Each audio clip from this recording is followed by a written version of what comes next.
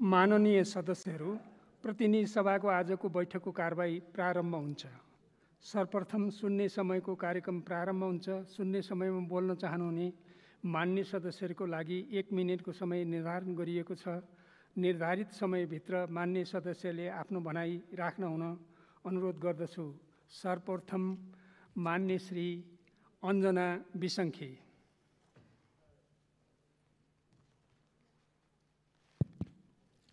सम्माननीय सभामुख महोदय, नेपालमा कोभिड-19 पहिलोचोटि सङ्क्रमित पत्ता लागेको आजबाट 16 महिना 3 दिन भएछ। पोजिटिभ भएको औसत 5.6% र मृत्यु 1.3% रहेको मन्त्रालयले जनाउँछ। तेस्रो लहरमा सबभन्दा बढी बालबालिकालाई प्रभावित पार्नेछ भनेर विशेषज्ञहरूले भनिरहेका छन्। कुल जनसङ्ख्याको 72%लाई प्राथमिकतामा राखेर खोप लगाउने भनेर सरकारले भने पनि जम्मा 6.6%ले मात्रै खोप लगाएका छन्। कोभिडको डोज मन्त्रालयले लाखौँ जनतालाई त्रास बनाइरहेको छ। 1 डोज मात्रै खोप लगाएर लाखौँ जनताहरू त्रसित भइरहेका छन्। मन्त्रालय स्वयं भन्छ अब अझ 1,93,856 नयाँ सङ्क्रमित थपिनेछ भन्दैछ। यसै गरी अहिले तेस्रो लहरमा बालबालिकालाई प्रभावित पार्ने भएर एसडियू, आइसियू र अक्सिजन प्लान्टलाई तीव्र रूपमा बनाउनु पर्ने र बालबालिकाको उपचारको लागि एनआइसियू सुदृढ र विस्तार गर्नुपर्ने देखिन्छ। कोभिड-19 को लागि विज्ञ जनशक्ति, क्रिटिकल केयर र स्पेसियल एनेस्थेसियोलोजिस्ट र जनरल फिजिसियनलाई करारमा लिनुपर्ने देखिन्छ। चिकित्सक मान्य श्री अतर कमाल मुसलमान। सम्मान्य सभामुख महोदय, यही सदनबाट संविधानको घोषणा हुँदाखेरि यो सांसदलाई कुनै पनि प्रधानमन्त्रीले छडी चलाउन सक्दैनन्। यस किसिमले हामीले यो संविधान निर्माण गरेका छौँ र संविधानको व्याख्या संविधानमै हामीले सर्वोच्च अदालतले संवैधानिक बेन्चले गर्नेछ भनेर व्याख्या गरिसकेपछि, निर्णय गरिसकेपछि, संविधान निर्माण गरिसकेपछि अहिले त्यसैलाई लिएर रोइला गर्नुपर्ने कुनै समस्या मैले देख्दैन। किनभने जनताबाट निर्वाचित जनप्रतिनिधिहरू पुनः यही सदनभित्र आएर सदनमा मतदान प्रक्रियाद्वारा नै सम्माननीय प्रधानमन्त्री शेरबहादुर देउवाज्यूलाई विश्वासको मत दिइसकेको अवस्थामा उहाँको कार्यकालको सफलताको साथसाथै यो सरकारले अहिलेको वर्तमान अवस्थामा देखिएका विभिन्न व्यथितिहरू जुन थियो त्यो व्यथितिहरूको अन्त्य गर्दै जनताका जल्दा बल्दा समस्याहरू समाधान गर्नेछ भन्ने विश्वासका साथ बिदा हुन्छु। माननीय श्री अभिषेक प्रताप शाह।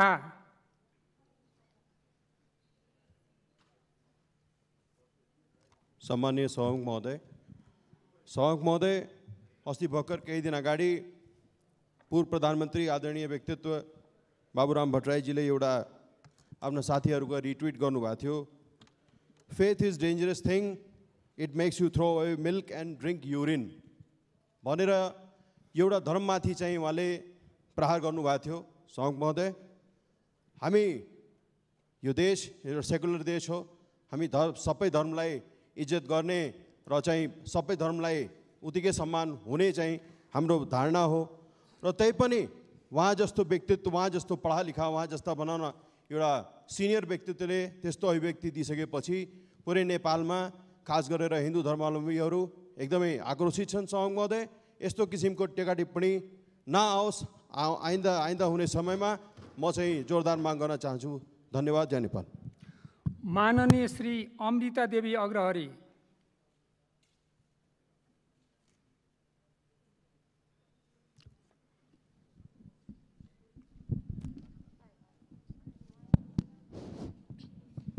सम्मानीय सभामुख महोदय, लोकतान्त्रिक योद्धा सम्मानीय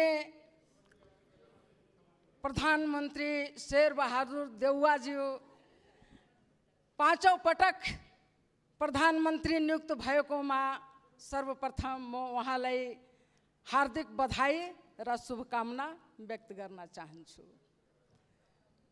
सभामुख महोदय, आज एकदम यो सदनमा हामी हर्ष और उल्लास महसूस गरिरहेका छौं।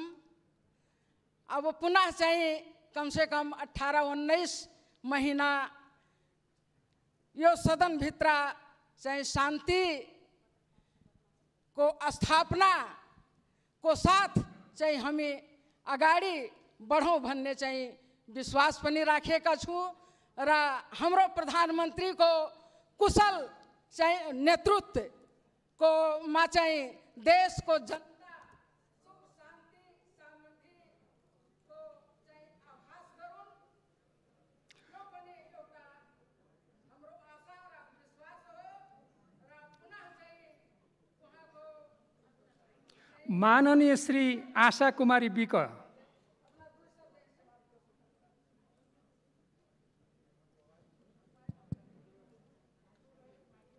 सम्माननीय सभामुख महोदय, कोरोना कहरले थलिएको देशको बालबालिका र किशोर किशोरीमा शिक्षामा परेको असरले समाजमा डरलाग्दो समस्या सिर्जना भएको छ। इन्टरनेट प्रयोगकर्ता बढेको छ, यो खुसी हो, तर पब्जी र फ्री फायर जस्तो खेलको लतमा फँसेको उनीहरूमा देखिएको डराउने, झस्कने, जिद्दीपना जस्तो अनौठो बानीले बच्चाहरूको स्वभावले आमा बुवामा परेको तनावको कारण निम्तिने रोगहरूको दृश्य सामान्य लाग्ला, तर पछि गएर मानसिक रोगीको अस्पतालको अभाव हुने सङ्केत देखिएकोले तत्काल सरकारले यो अनलाइन खेलहरू बन्द गरियोस्, नत्र अभिभावक न्याय खोज्दै अदालतको ढोका पुग्ने दिन नआओस् भन्दै सभामुख मार्फत सरकारको ध्यान आकर्षण गर्दछु। माननीय श्री इन्दु कुमारी शर्मा। सम्माननीय सभामुख महोदय, नेपालको संविधान 2072 को भाग 2 धारा 10 मा कुनै पनि नेपाली नागरिक नागरिकता प्राप्त गर्ने हकबाट वञ्चित हुने छैन भनिएको छ। नागरिकता प्राप्त गर्ने हरेक जन्मसिद्ध नागरिकको अधिकार हो र यसको सुनिश्चित गर्ने राज्यको दायित्व हो।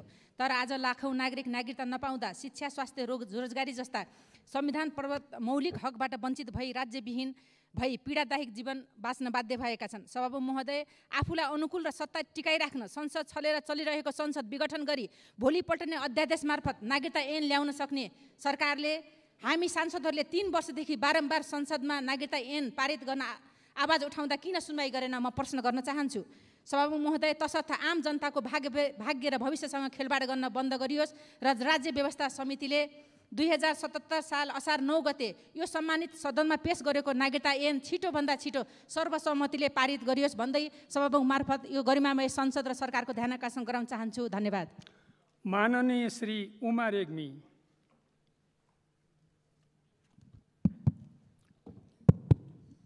सम्मानीय सभामुख महोदय, सर्वप्रथम म नवनिर्वाचित सम्मानीय प्रधानमन्त्रीज्यूलाई हार्दिक बधाई दिन चाहन्छु, कार्यकालको शुभकामना दिन चाहन्छु।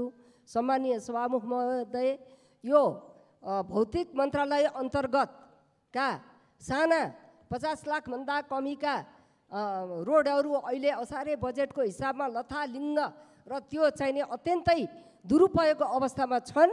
अब हामीले चाहिने कानुन पास गर्दा 50 लाखभन्दा मुनिका योजनाहरू टेन्डरको झन्झट प्रक्रिया नगरिकन उपभोक्ता समितिलाई मात्रै काम गर्न दियौँ भने मात्रै त्यसको सदुपयोग हुन्छ। त्यस कारणले त्यो नियम चाहिने बनोस्। सम्बन्धित निकायको म ध्यान आकर्षण गर्न चाहन्छु। धन्यवाद। माननीय श्री कृष्ण प्रसाद दाहाल। सम्माननीय सभामुख महोदय, यो सरकार आइसकेपछि सुकुम्बासी सिद्धिएको हो कि 11 लाख फाइलहरू तयार भएर बसेका छन्। पूर्जा लिनको निम्ति सुकुम्बासीहरू लालायित छन्। ऐन यसै सदनले, सम्मानित सदनले ऐन बनाएर सुकुम्बासी समस्या समाधान आयोग पनि बनायो भूमि सम्बन्धी समस्या समाधान गर्नको निम्ति। त्यो समस्या समाधान गर्ने आयोग यो सरकार बन्ने बित्तिकै खारिज भएको छ र के यो देशमा सुकुम्बासी पनि अन्त्य भएको हो कि सरकार बन्ने बित्तिकै? त्यसैले त्यो भूमि सम्बन्धी समस्या समाधान आयोगलाई पुनर्जीवित गरियोस्। पूर्जा वितरणको जुन प्रक्रिया छ त्यो प्रक्रियालाई प्रारम्भ गरियोस् र यो देशभरिमा रहेको यो समस्या समाधान गर्नको निम्ति सभामुख महोदय मार्फत म सरकारको ध्यानाकर्षण गर्न चाहन्छु कि ती पीडित जनतालाई अरू नुनचुक छर्ने काम नहोस् र त्यो समस्या समाधानको निम्ति त्यो आयोगको पुनर्जीवन। माननीय श्री कृष्ण बहादुर राई।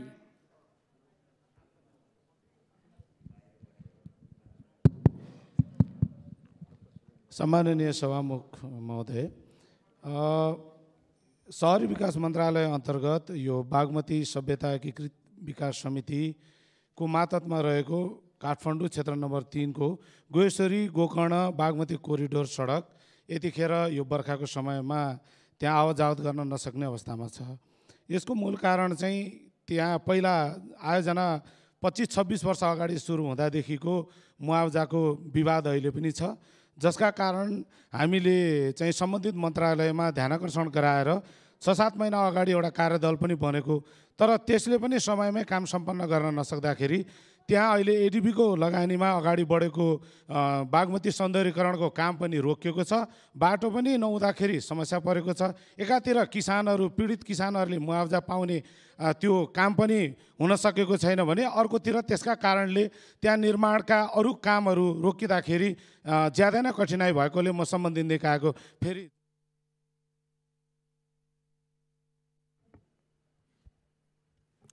माननीय श्री कृष्ण भक्त पोखरेल।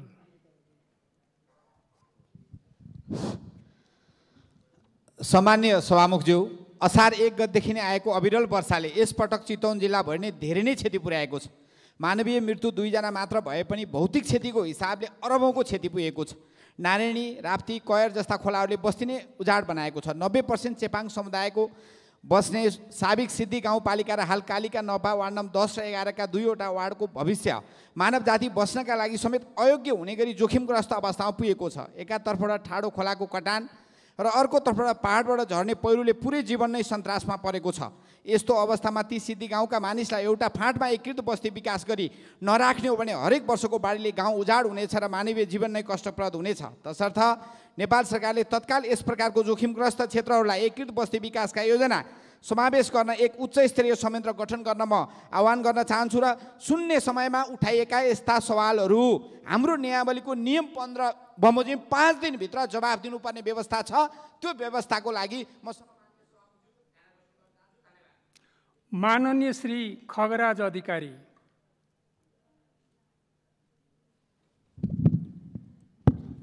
सम्माननीय सभामुख महोदय, यो सामुदायिक सिकाइ केन्द्रसँग सम्बन्धित अनौपचारिक शिक्षामा योगदान गरेका व्यक्तित्वहरूको व्यवस्थापनमा सरकारले गम्भीरतापूर्वक ध्यान दियोस् भन्ने म जोडदार माग राख्न चाहन्छु।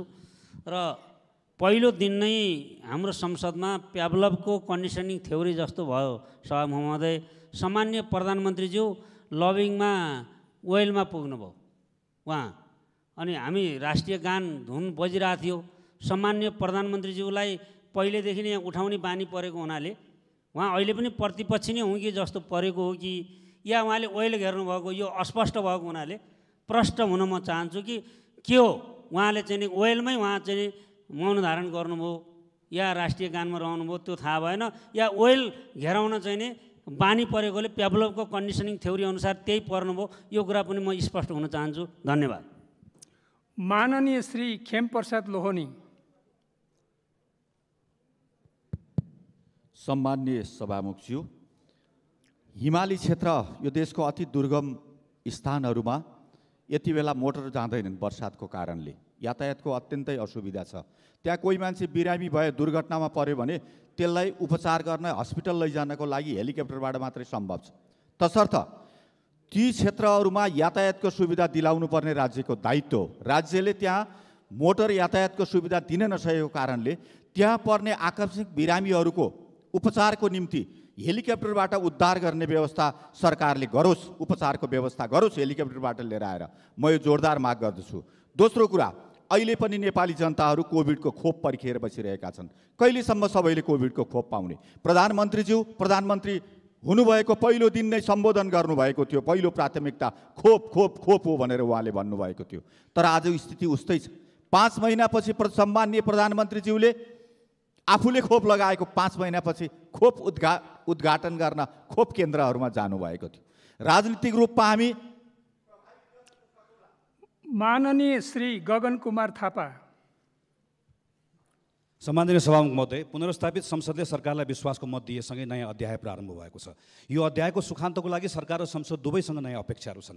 संसदलाई हेप्ने, अदालतलाई हप्काउने, न विधि मान्ने न विज्ञानलाई पत्याउने, स्थानीय र प्रदेश सरकारलाई पङ्गु बनाउने, जनताको दुहाई दिने तर आसेपासे पोस्ने, बाहिर सिंह जस्तो गर्जने, भित्र लम्पसार पर्ने, यस्तै परिचय बनाएर बालवाटारबाट बारदली पुगेको छ अघिल्लो सरकार। नयाँ सरकारलाई यस्तो कुनै पनि अपराध गर्ने छुट छैन। यस्तो हुन नदिएर संसदले पनि सङ्कल्प गर्नुपर्नेछ। न त यो संसदलाई व्यवस्था गर्न दिइनेछ, न त कामविहीन बनाउन, न त मनमानी ढङ्गले स्थगित गर्न दिइनेछ, न त छल्न। यो संसद सरकारसँग डराउने होइन, सरकार यो संसदसँग डराउनु पर्नेछ। सांसदको प्रश्नसँग, संसदको निगरानीसँग। परीक्षा प्रधानमन्त्रीको मात्र होइन सभामुख महोदय, सभामुखको पनि छ। यो संसद जोगाउन लाग्ने हामी प्रत्येक सांसदको छ। संविधानको धाराले प्रतिनिधि सभा पुनर्स्थापना भयो अनि सांसदको अधिकारले सरकार। अब सभामुख र हाम्रो कर्मले संसद र संविधानप्रति गुमेको जनविश्वासलाई पुनर्स्थापित गर्नुपर्नेछ। धन्यवाद। माननीय श्री गजेन्द्र बहादुर महत। सम्माननीय सभामुख महोदय, हिजो आज समाचारमा सुनिन्छ हाम्रो मन्त्रीज्यूले गरिबहरूलाई निःशुल्क विद्युत उपलब्ध गराउने सोचेका छौँ। झट्ट यता यो शब्द लोकप्रिय जस्तो लाग्छ, तर यो कालान्तरमा हाम्रो जिब्रोको पासो हुनेछ। भर्खरै हामीले एउटा गफाडी सरकारलाई बिदा गरेका छौँ। अब अर्को सरकार पनि गफाडी हुने हो कि मलाई चिन्ता लागिरहेछ महोदय है। किनभने अब खन पैसा दिउँला, हामीलाई बत्ती चाहियो भन्दा त कलानीमा बत्ती पुगेको छैन भने निःशुल्क बत्तीको कुरा नगर्दा राम्रो होला। किनभने हामी असाध्यै औल्टाले हानेको कुकुर बिल्दै तर्सन्छ भने जस्तै हामी माननीयहरू यो भुलले खाजा खाने बेला तर्सेका माननीयहरू हौँ। हामी भुलले खाजा खाने बेला मान्ने भएछौँ सभामुख महोदय। त्यसो भए हुनाले माननीय मन्त्री र यो सरकारले गर्दा हामीले अहिले कस्तो अवस्था भइरहेछ भने यो लोगो लुकाएर हिँड्नुपर्ने अवस्था आछ। तपाईँलाई पत्ता लाग्छ लाग्दैन सभामुखलाई, अहिले हामी यो लोगो लुकाएर हिँड्छौँ बाटोमा, धेरै गाह्रो भइरहेको छ। त्यसो भए हुनाले यो सरकारलाई त्यो ज्ञात होस्, यो सरकारलाई त्यो जानकारी होस्। हस् सभामुख, धन्यवाद। माननीय श्री गोपाल बहादुर बम।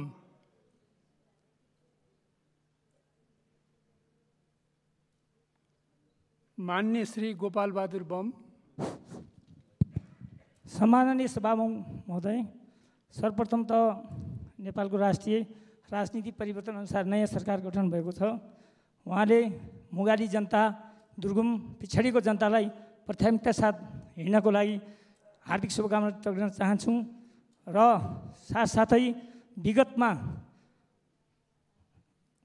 पूर्व सम्माननीय प्रधानमन्त्रीज्यूले गरेका राम्रा कामहरूलाई निरन्तरता दिँदै उहाँहरूले गरेका राष्ट्रियताको विषयमा, राष्ट्रको विषयमा, कोभिडलाई रोकथामका विषयमा र गौरवका आयोजनामा समेत उहाँले चाहिँ ठुलो एउटा चाहिँ लिएको विषयलाई पनि यो सरकारलाई निरन्तरता देओस् भन्ने मेरो हार्दिक शुभकामना छ।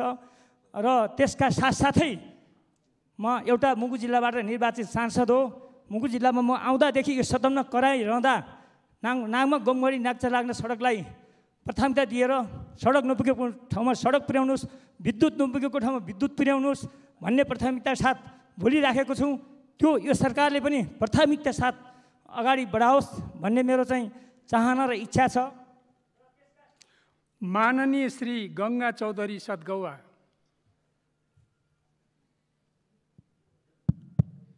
सम्माननीय सभामुख महोदय, म थारूकी छोरी, तितो छु, सत्य पनि छु।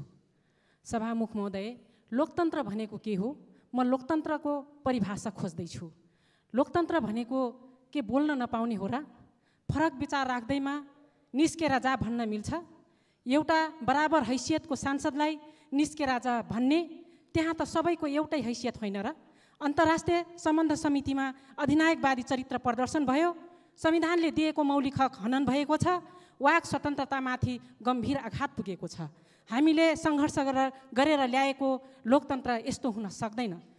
10 गते समितिभित्र भएको घटनालाई समस्त थारू समुदायको अपमान भएका रूपमा लिन सकिन्छ।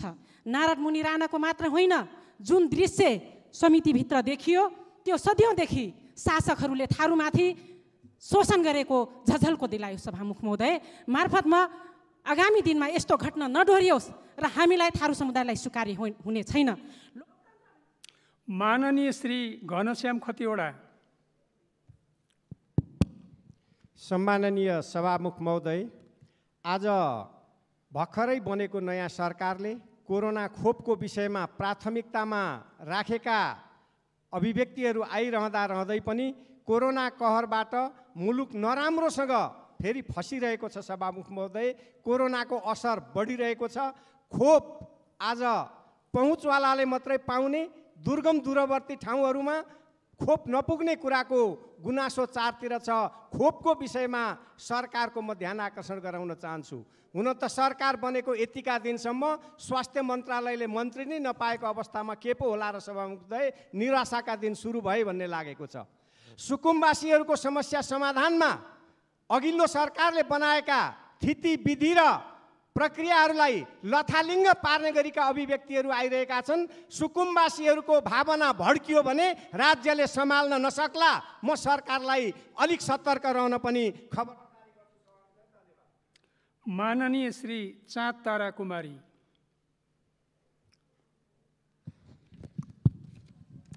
सम्माननीय सभामुख महोदय, सर्वप्रथम म दलीय गठबन्धनको प्रयास तथा सर्वोच्च अदालतका सम्माननीय प्रधान न्यायाधीश र माननीय न्यायाधीशज्यूहरूलाई विशेष धन्यवाद दिँदै सांसदलाई पुनर्जन्म दिँदै प्रतिगमन परास्त गरी संविधानको रक्षा गरेका छन्, जुन महत्त्वपूर्ण कार्य हो। मुस्लिम समुदायको धार्मिक बिदा जो पहिलेका सरकारले कटौती गरेको थियो, यस सरकारले बकरिदको बिदा दिएको छ। यसर्थ म समुदायको तर्फबाट मुरी धन्यवाद दिन चाहन्छु। नागरिकता बिना धेरै बालबालिका अल्पत्र परि ल्यान्डलेस भएका छन्। यो ठुलो चिन्ताको विषय हो। नेपालले बालबालिका सम्बन्धी महासन्धिमा पनि हस्ताक्षर गरेको छ, जसमा प्रश्न भनिएको छ कुनै पनि बालबालिका ल्यान्डलेस हुनु हुँदैन। यसर्थ नेपाल नागरिकता ऐनको धारा 11, उपधारा 3 र 5 मा गर्नुपर्ने आवश्यक संशोधन छिटै गरी पारित गर्न म अनुरोध गर्दछु। कमला नदीमा आएको बाढीले 1 किलोमिटर कटान गरेको छ। यसतर्फ ध्यान नदिएको खण्डमा ठुलो जनधनको क्षति हुने सम्भावना देखिएको हुनाले यस प्रति म गम्भीर ध्यान आकर्षण गराउन चाहन्छु। धन्यवाद। माननीय श्री चूडामणि खड्का। सम्माननीय सभामुख महोदय, सर्वप्रथम त यस सदनबाट अत्याधिक बहुमतबाट निर्वाचित सम्माननीय शेरबहादुर देउवाको सरकारलाई म सफलताको शुभकामना व्यक्त गर्न चाहन्छु। दोस्रो विषयवस्तु, मनसुन सुरुवात भइसकेपछि गोर्खा जिल्लामा भीषण वर्षातले चाहिँ करोडौँको क्षति र दर्जनौँको जनधनको क्षति भएको छ। यसलाई सम्बोधन गर्नको निम्ति सरकारले अरू जिल्लामा एउटा प्याकेज प्रोग्राम ल्याओस् र त्यसले मात्र सम्बोधन हुन्छ भन्ने लागेको छ। हस्त, धन्यवाद। माननीय श्री जयकुमार राई।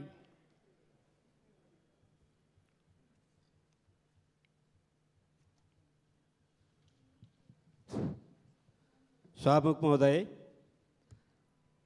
धरानी स्थित बीपी कोइराला स्वास्थ्य विज्ञान प्रतिष्ठानमा कार्यरत स्वास्थ्यकर्मीहरूले करिब 2 महिनासम्म त्यहाँ भएको अनियमितताको विषयलाई लिएर आन्दोलनरत थिए। त्यसपछि स्वास्थ्य मन्त्रालयले एउटा छानबिन समिति गठन गरेको छ। त्यो समितिले तथ्य सत्य चाँडोभन्दा चाँडो चाहिँ सार्वजनिक गरोस् र दोषीमाथि कडाभन्दा कडा चाहिँ कारबाही होस् भन्ने म सरकारसँग जोडदार माग गर्दछु। धन्यवाद। माननीय श्री झपट बहादुर रावल।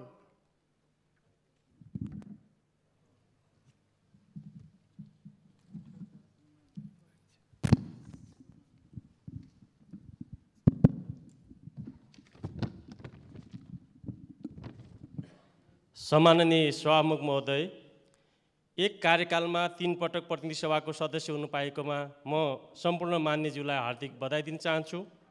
राजनीतिक नेतृत्वले प्राथमिकता छुट्याउन सक्ने कुरा नै सफलता प्राप्त गर्न सक्छ। अहिलेको आवश्यकता कोभिड विरुद्धको खोप छिटोभन्दा छिटो सबैलाई लगाएर ज्यानको सुरक्षा गर्नु बुद्धिमानी हुन्छ।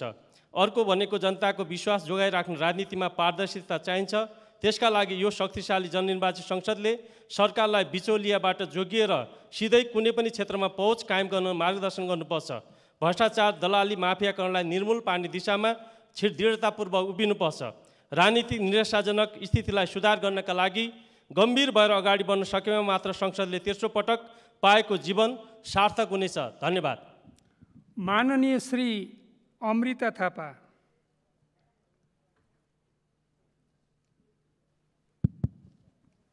सम्माननीय सभामुख महोदय, सर्वप्रथम दोस्रो पटक विघटित भएर पुनर्स्थापित 8औं अधिवेशनको चौथो बैठकमा सर्वोच्च अदालतको निर्णयलाई स्वागत गर्दै सम्पूर्ण माननीय सदस्यहरू, सचिवालयका साथीहरू र आम जनसमुदायमा हार्दिक बधाई तथा शुभकामना व्यक्त गर्दछु। यसबीचमा कोभिडको महामारी र बाढी पहिरोमा परि असामयिक निधन हुनुभएका सम्पूर्ण महानुभावमा श्रद्धाञ्जली व्यक्त गर्दै प्रभावितहरूको शीघ्र स्वास्थ्य लाभको कामना पनि गर्दछु। हिजो मात्रै सरकारले बिखर्ची भएर विदेशबाट फर्केका नागरिकलाई निःशुल्क क्वारेन्टाइनको व्यवस्थापन गर्ने जनपक्षीय निर्णयको लागि धन्यवाद दिँदै 3 करोड नेपालीलाई राम्रो खोपको व्यवस्था गर्न र व्यवस्थित वितरणको माग गर्दछु। सबै सरकारी सेवा एउटै स्थानबाट दिइने आधुनिक धारणा आइसकेको वर्तमान विज्ञान प्रविधिको युगमा खोप लगाइसकेपछि पनि हातमा जहाजको टिकट लिएर प्रमाणीकरण गर्न बसेको लामो लाइन मेरो आँखाले टेकु अस्पतालबाट बैठकमा आउँदै गर्दा देखेँ। स्वास्थ्य मापदण्ड अनुसार भिड गर्न नहुने अवस्थामा सबै एकैपटक खोप लगाउँदै दिन सकिने प्रमाणीकरणको कागज लिन खोपको लाइनको शास्तिपछि अर्को अनावश्यक शास्ति हटाएर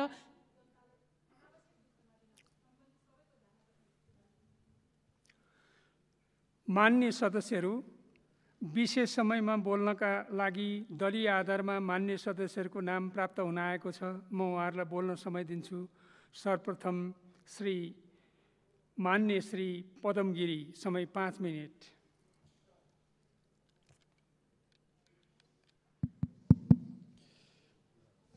सम्माननीय सभामुख महोदय, देश कोरोना कहरले आक्रान्त भइरहेको छ। सम्पूर्ण उद्योग व्यवसाय र समाजका सम्पूर्ण क्षेत्रहरू अस्तव्यस्त हुँदै गइरहेका छन्।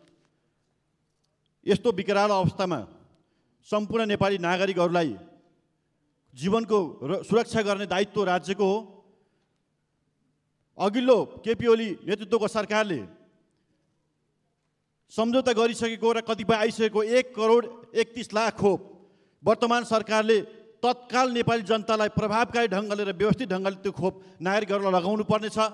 यसतर्फ वर्तमान सरकारको यथोचित ध्यान जान सकेको हामी देखिरहेका छैनौँ। सभामुख महोदय, अब तेस्रो भेरिएन्टको कुरा आइरहेको छ। यसको निम्ति पूर्व तयारीमा सरकार जुट्नुपर्ने बेला हो।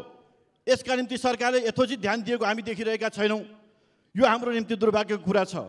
अघिल्लो सरकारले ल्याएको खोप पनि व्यवस्थित रूपले लगाउन नसक्ने, खोप लगाएका मान्छेहरूलाई जो विदेश जानुपर्ने छ उनीहरू रातको 12 बजेबाट लाइनमा बस्दाखेरि 24 घण्टासम्म लाइनमा बस्दाखेरि प्रमाणपत्र पनि प्राप्त गर्न नसक्ने यस्तो दुर्भाग्यपूर्ण अवस्था आजको दिनमा छ। यसतर्फ सरकारको गम्भीर रूपले ध्यान जाओस् भन्ने कुरा म माग गर्न चाहन्छु। अर्कोतर्फ प्राकृतिक विपत्तिले गर्दा हजारौँ व्यक्तिहरूको घरबार विहीन भएका छन्। छिमेकीको घरमा गएर आश्रय लिएर बस्नु परेको छ। आज समाज घरहरूमा गएर बस्नु परेको छ। विद्यालयका कक्षा कोठाहरूलाई प्रयोग गरेर आश्रय लिएर बस्नुपर्ने अवस्था छ। उनीहरूलाई तत्काल राहतको प्रबन्ध मिलाउनु पर्नेछ र उनीहरूलाई पुनर्स्थापनाको व्यवस्थापन गर्नुपर्नेछ।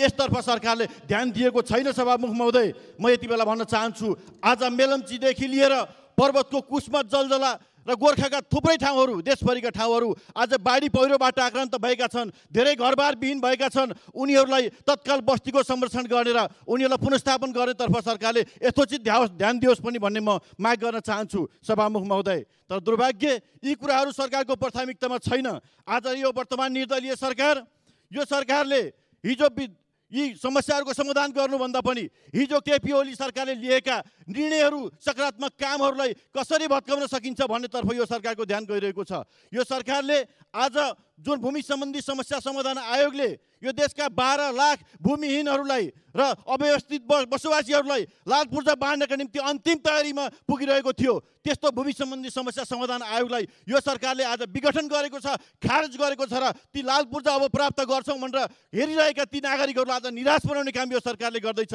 म सरकारलाई भन्न चाहन्छु, ती भूमिहीनहरू ती नेपाली नागरिक हुन् कि होइनन्, ती नेपाली नागरिक हुन् कि होइनन् आज जवाफ मागिरहेका छौँ हामीले। र ती भूमिहीन किसानहरू, ती आज अव्यवस्थित सुकुम्बासीहरूलाई भोलि यिनका मत यो सरकारलाई चाहिन्छ कि चाहिँदैन, यो गठबन्धनका पार्टीहरूलाई ती मत चाहिने हो कि होइन, ती सुकुम्बासीहरूले भनिरहेका छन्। यो सरकारले सुनोस् भन्ने कुरा पनि म माग गर्न चाहन्छु। सभामुख महोदय, आज यस्ता निर्णयहरू हेर्दै रहँदाखेरि यो जुन ढङ्गले सरकार अगाडि बढ्दैछ, यो सरकारले अब देशमा सकारात्मक ढङ्गले काम गर्ने भन्दा पनि अघिल्लो सरकारसँग प्रतिशोधको भावनाले ओतप्रोत भएर त्यो ढङ्गले व्यवहार गर्ने हो कि भन्ने चिन्ता सर्वत्र देखिएको छ। यस्तै ढङ्गले अगाडि बढ्ने हो भने अघिल्लो सरकारले बढाएको वृद्ध भत्ता यो सरकारले अब भविष्यमा काट्ने हो कि भन्ने वृद्धहरूलाई चिन्ता भएको छ, त्यसले पिरोलिएका छन् वृद्ध आमा बुवाहरू। म यसतर्फ सरकारको ध्यान जाओस् भन्ने म माग गर्न चाहन्छु। प्रत्येक निर्वाचन क्षेत्रमा एक निर्वाचन क्षेत्र एक रणनीतिक सडकहरू जुन शिलान्यास भइसकेका छन् ती काम अल्पत्र हुने हो कि भन्ने चिन्ता जनतामा बढिरहेको छ। आज प्रत्येक स्थानीय तहमा अस्पतालहरूको निर्माण काम अगाडि बढेका छन्,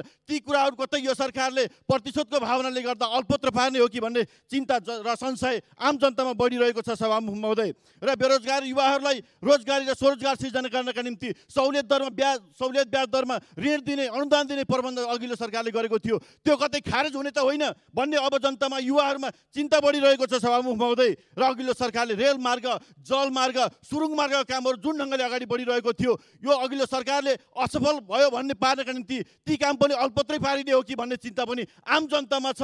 यसतर्फ सरकारले के सोचिरहेको छ म जवाफको माग गरिरहेको छु सभामुख महोदय। र अहिले यो सरकार आइसके पछाडि अब जनताले के पहिलो कुरा के प्राप्त गर्छ भनेको आज ललिता निवास जस्तो सरकारी जग्गा बेचबिखन गरेर खाने विजय गच्छेदार जस्ता मान्छेहरू सामान्य धरौटीमा छुट्ने काम सुरुवात भइसकेको छ। कतिसम्म दुर्भाग्य कुरा हो सभामुख महोदय। भोलि कतै आज 12 जना मजदुरहरूलाई भट्टीमा पोल्ने अफ्ताब आलम जस्ता मान्छेहरू पनि छुटेर खुलेआम यही ठाउँमा आउने र ती पीडितहरू रुवाबासी हुने त होइन, यो सरकारले त्यस्ता प्रवृत्तिले समर्थन गर्ने त होइन भन्ने जनतामा चिन्ता बढिरहेको छ। त्यस कारणले म भन्न चाहन्छु सरकारले अत्यन्तै सजग भएर जनताप्रति जवाफदेही भएर काम गरोस्। हामी रचनात्मक कामको निम्ति सहयोग गर्न तयार छौँ, तर जनताप्रति घात हुने मुलुकप्रति घात हुने काम गर्छ भने हामी खबरदारी गर्नेछौँ, यही भनाइ म राख्न चाहन्छु। हस्, धन्यवाद। माननीय श्री दिव्यमणि राज भण्डारी, समय 3 मिनट। यस पछाडि माननीय श्री यशोदा गुरुङ सुवेदी। सम्माननीय सभामुख महोदय, म स्ट्रेट विषयवस्तुमा जान चाहन्छु। सर्वप्रथम जब हामी प्रतिपक्षमा थियौँ त्यस वखत पनि आवाजहरू उठाइरहेको थियौँ, अहिले पनि म के भन्छु भने यथाशीघ्र उपसभामुखको इलेक्सनको व्यवस्था होस्, यो पदलाई सधैँ खाली नहोस् भन्ने म चाहन्छु। अहिले हामी समितिहरूमा कार्य गर्दा समस्याहरू हामीले देखिरहेको छौँ। इनएफिसियन्सी, सब्जेक्टमा नलेज नहुनु, त्यसले गर्दाखेरि खालि भागभण्डाको हिसाबले गर्दाखेरि समितिहरू क्रियाशील नभएका पनि हामी देख्छौँ। भने अर्कोतिर एकपटक मन्त्री भइसक्नुभएका मित्रहरू फेरि समितिहरूमा संसदको निर्णय बिना हाजिर गरिएको देखिएको छ। हामीले विधि विधान संविधान र परम्पराको निम्ति आन्दोलन गऱ्यौँ। हामीले विधि हुनुपर्छ भन्यो, अहिले कसैको एक व्यक्तिको चाहनाले मात्र यस्तो स्थिति नहोस्। परम्परागत जुन जहाँ समितिमा पठाउनु पर्ने हो मन्त्रीजीहरू भूतपूर्व मन्त्रीहरूलाई त्यो अनुसार चाहिँ गरियोस्। अर्को चिज, समितिहरूमा पठाउँदाखेरि कन्फ्लिक्ट अफ इन्ट्रेस्ट भएका व्यक्तिहरू र विवादित व्यक्तिहरू त्यस सब्जेक्टमा त्यस समिति अन्तर्गत रहेका विवादित व्यक्तिहरूलाई पनि पठाउने चलन बन्द होस् भन्ने म सभामुखज्यूमा अनुरोध गर्न चाहन्छु। अब कुरा गरौँ, हामीले बहुत मुस्किलसँग संसद पुनर्स्थापनाको निम्ति पर्यो, तर संसद हामी हप्ता दिन 10 दिन ग्याप गरेर कार्य गर्दा खोइ बिजनेस। जनताले के भन्छ, उनीहरूले तिरेको तिरो करबाट हामी संसद चलाइरहेको छौँ, सांसदले चाहिँ भोजन गरिरहेको छौँ, तर उनीहरूको निम्ति हामीले के दिन सक्यौँ? यतिका थुप्रो विधेयकहरू त्यसै परिरहेको छ, सम्झौताहरू त्यसै परिरहेको छ, समितिहरूमा विधेयकको छलफल हुन सकेको छैन भनिसकेपछि हामी के को निम्ति, सांसदको निम्ति, हामी यो पुनर्स्थापनाको निम्ति हामी किन लड्यौँ? यदि हामी बिजनेस दिन सक्दैनौँ, काम दिन सक्दैनौँ भने हामी के को निम्ति लड्यौँ? तसर्थ समय समयमा हर दिन संसद चलोस्, सांसदहरूलाई क्रियाशील गर्न सकौँ र हामीले आफ्नो कर्तव्य पुरा गर्न सकौँ भन्ने म चाहन्छु। सभामुख महोदय, अहिले व्यवसायीहरूको बारेमा ठुलो चर्चा भइरहेको छ। संविधानले व्यवसायीहरूलाई सांसद बन्न दिएको छ, तर अहिले मन्त्री बनेका र हिजो मन्त्री बनेका व्यवसायीहरूको बारेमा टिक्का टिप्पणीहरू आएको हुनाले यो बारे पनि को चाहिँ बन्नु सक्छ, को बन्नु सक्दैन, कानुन र नियम बनोस्। म के चाहन्छु भनेदेखि यथाशीघ्र यो संसदले नियम कानुन बनिकन त्यो नियम कानुन अनुसार चाहिँ अगाडि चलोस्। आज यस संसदमा सभामुख मार्फत न्याय कानुन मन्त्री यहीँ हुनुहुन्छ, यसलाई ढिलो नगरौँ। पार्टीको नियम बनाउन ढिलो गरे जस्तो यहाँ ढिलो नगरौँ, यथाशीघ्र कार्य गरौँ, त्यो अगाडि सढौँ। त्यसले गर्दाखेरि हामी अगाडि बढ्न सक्छौँ र हामी काम गर्न सक्छौँ। कोभिडको बारेमा धेरै कुराहरू आयो। म पुनः कोभिडको बारेमा यस संसदमा अनुरोध गर्न चाहन्छु, सर्वदलीय समिति बनोस्। हिजो के काम भएको थियो र यो सरकार आउने बित्तिकै कति काम गर्यो प्रष्टसँग देखिन्छ। एउटा सर्वदलीय समिति बसोस्, त्यहाँ छलफल गरौँ, किन जनतामा सेवा दिन सकौँ हामीले। त्यस कारणले गर्दा म पुनः अनुरोध गर्दछु एउटा सर्वदलीय बैठक बसोस् भनेर र पुनः सभामुख मार्फत म यस सरकारलाई मन्त्रीमण्डलको पूर्णता छिटो होस्, जनतालाई छिटो सेवा दिन सकोस् भन्ने कुरामा लाग्छु। अन्तमा सदैव जब प्रधानमन्त्रीज्यूले यस संसदमा सम्बोधन गर्नुहुन्छ, त्यस सम्बोधन गर्दाखेरि प्रमुख प्रतिपक्षको नेताको अनिवार्य उपस्थिति हुन्छ।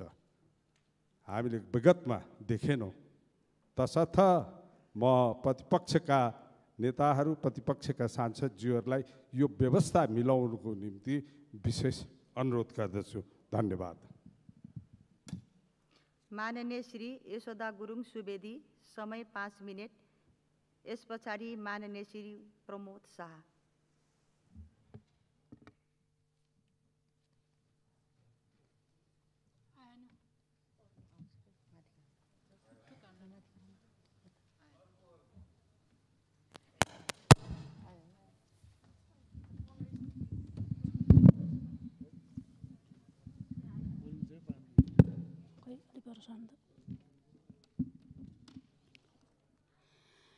सम्माननीय सभामुखज्यू, हिमाल पारीको सुन्दर जिल्ला मनाङ अहिले अस्मिता लुटिएकी चेली जस्तो भएको छ। यही जेठको अन्तिम साता परेको अविरल वर्षाको कारण गएको बाढी पहिरोले सिङ्गो जिल्ला तहस नहस भएको छ। जिल्लाका 4वटै गाउँपालिका सङ्कटग्रस्त बनेका छन्। अरबौँको क्षति भएको छ। जिल्लाको एकमात्र लाइफलाइन बेसी सहर चामे खाङसार सडक 100 किलोमिटर सडक बाढी र पहिरोले 70% क्षतिग्रस्त भएको छ।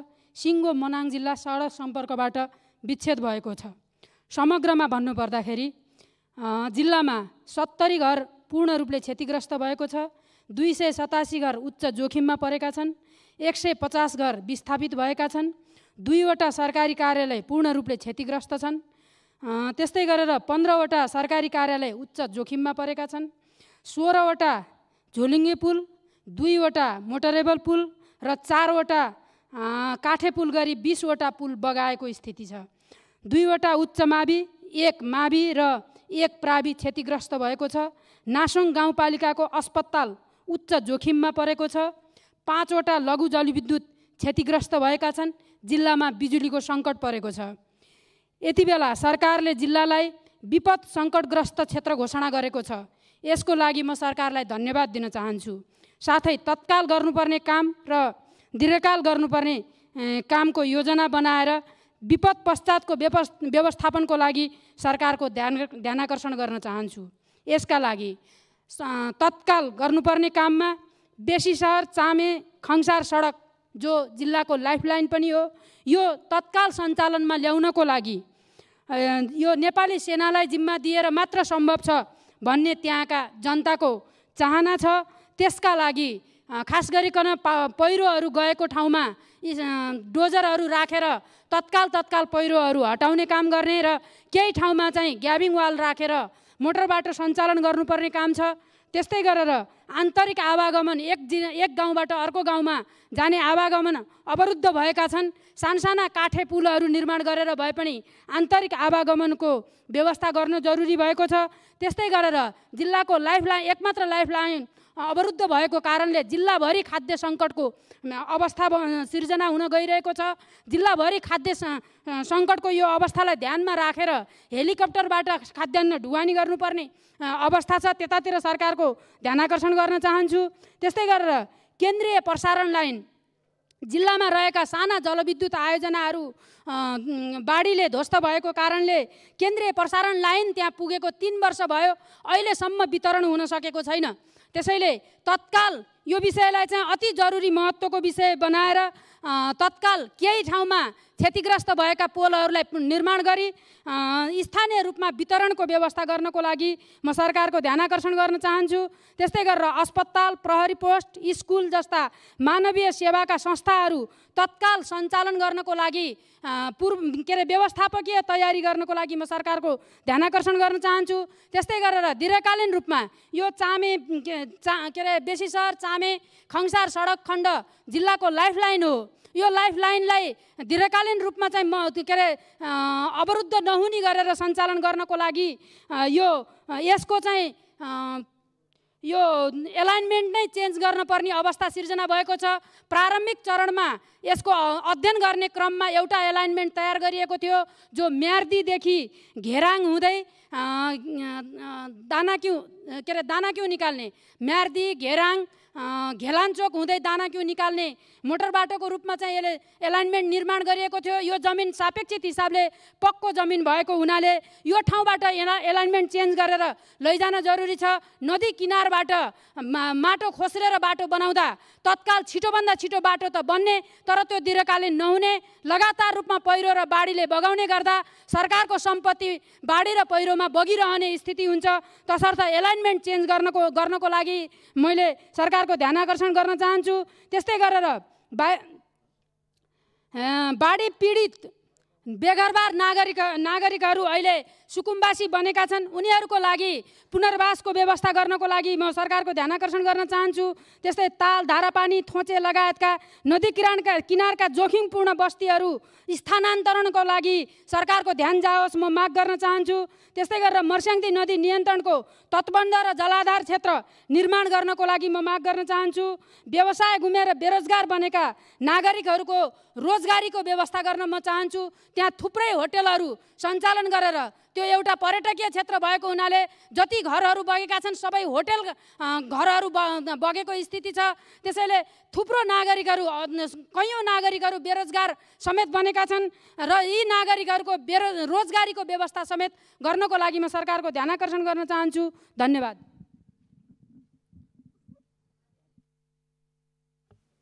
माननीय श्री प्रमोद शाह, समय 4 मिनेट। यस पछाडि माननीय श्री प्रेम सुवाल।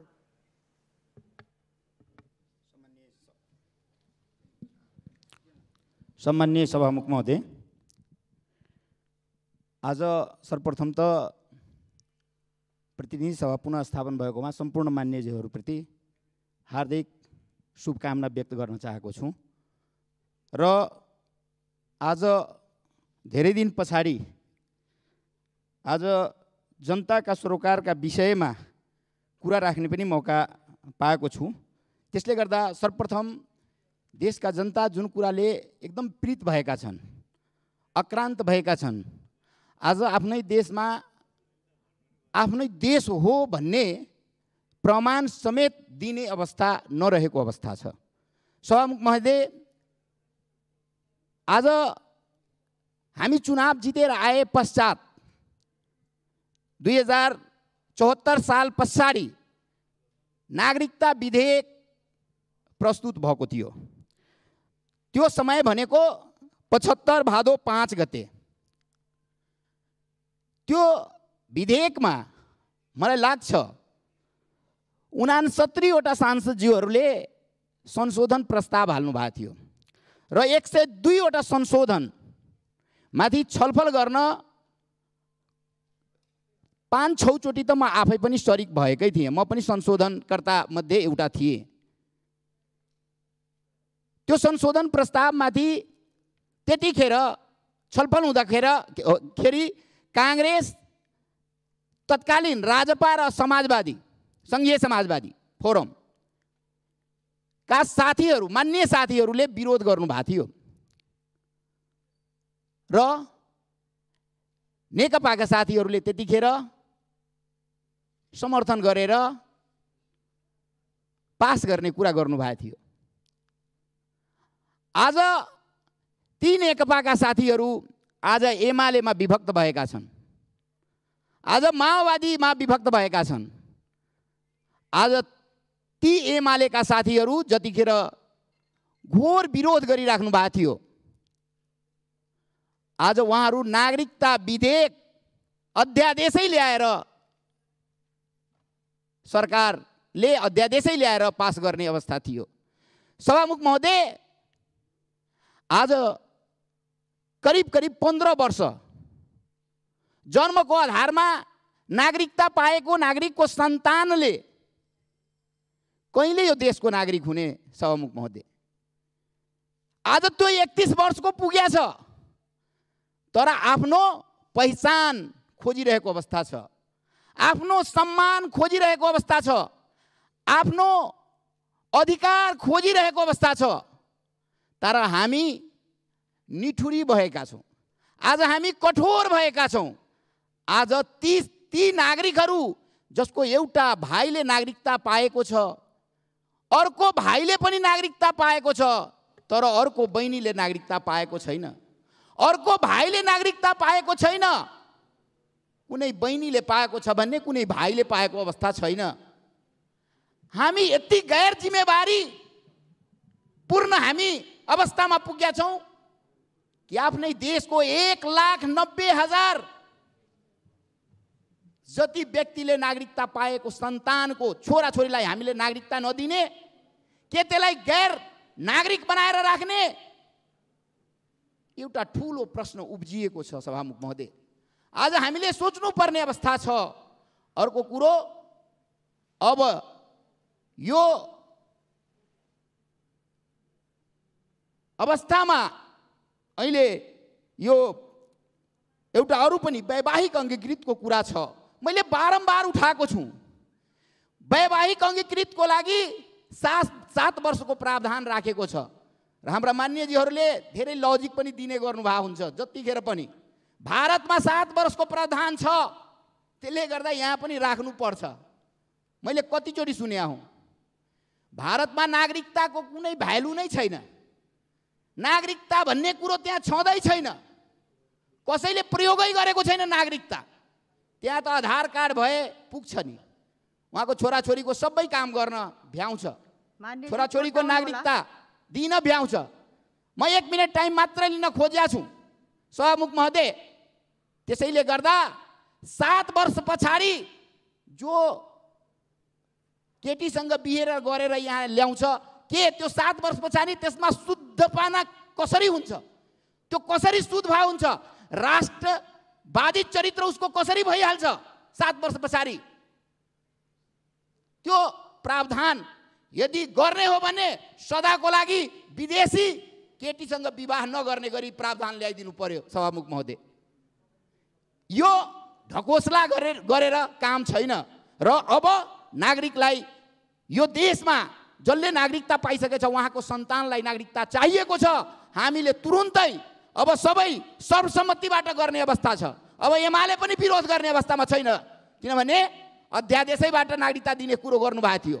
अब मेरो आग्रह छ सबैजना सर्वसम्मतले नागरिकता जो सहज रूपमा, जो संवैधानिक हो, संविधानको धारा 10 को 1 मा यो देशको कुनै पनि नागरिक गैर नागरिक भएर बस्ने अवस्था छैन भनेर उल्लेख गरेको छ सभामुख महोदय। संविधानलाई हामी मान्ने कि नमान्ने, संविधानमा भएका कुरा हामी उल्लेख गर्ने कि नगर्ने, संविधानले दिएको अधिकारलाई हामी लिपिबद्ध गरेर कानुन बनाउने कि नबनाउने, यो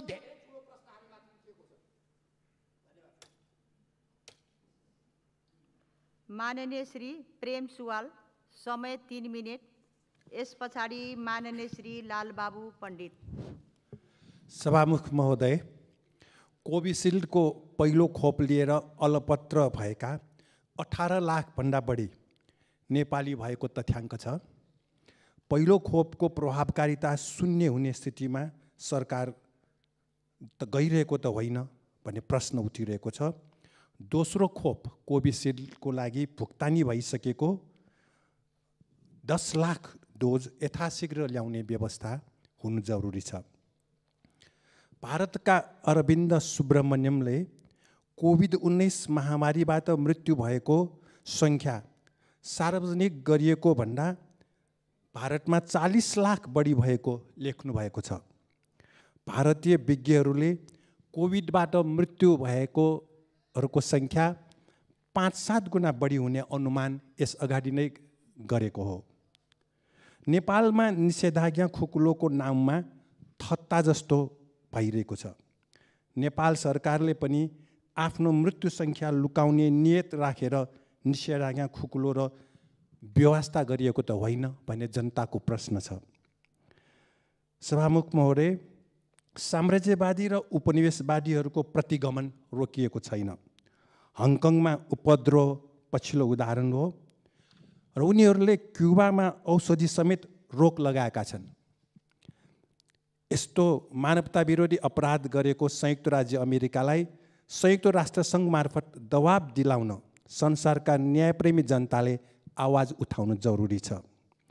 क्युबाले रोग लागेको देशमा स्वास्थ्य कार्यकर्ता पठाएर सेवा गरिरहेको छ र संयुक्त राज्य अमेरिकाले विश्व स्वास्थ्य सङ्गठनलाई कोभिड भाइरस उत्पत्तिबारे चीनमा पुनः अनुसन्धान गर्नु भनेर दबाब दिँदैछ।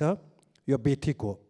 विश्व स्वास्थ्य सङ्गठन र चीनका विज्ञहरूले यसभन्दा अगाडि नै रिपोर्ट तयार गरेर प्रमाण नभएको, चीनबाट उत्पत्ति भएको भन्ने कुनै प्रमाण नभएको प्रतिवेदन तयार गरिसकेको छ। ट्रम्प प्रशासनको मानवता विरोधी काम बाइडेन प्रशासनले रोक्नुपर्छ भनेर आज संसारमा आवाज उठिरहेको छ। सभामुख महोदय, भक्तपुरको चाङ्गुनारायण नगरपालिका ताँथलीको सौडोल छुक्कानतोलमा वर्षाको कारण पहिरो गएको र 10-15 घर जोखिममा परेको छ। ताँथलीकै गिरितोलमा पनि टारजाली राखिएको गेबिङ वाल समेत पहिरो गएको छ। विनाश नहुँदै, जनधनको क्षति नहुँदै जनताको सुरक्षाको निम्ति सरकारको ध्यान आकर्षण गराउन चाहन्छु। सभामुख महोदय, स्वास्थ्य बिमा 77 चैतबाट देशभरि लागू हुने र कार्यान्वयन गर्ने कुरो थियो। अहिले 45 जिल्लामा सीमित भएको सुनिन्छ। यस्तो किन?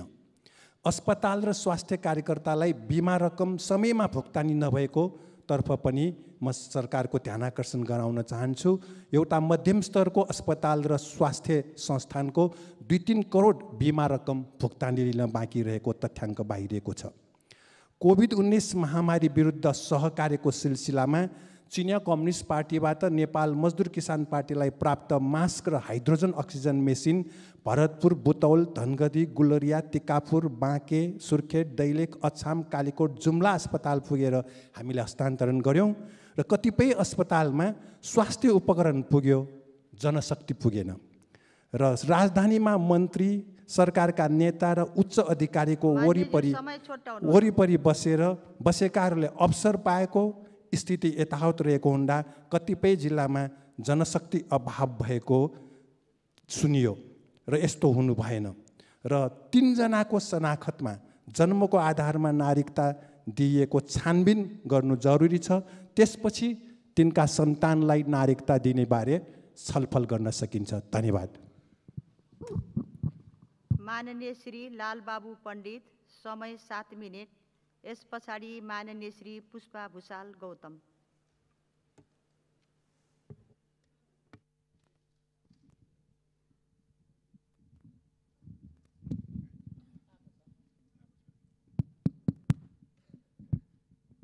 सम्मान्य सभामुख महोदय,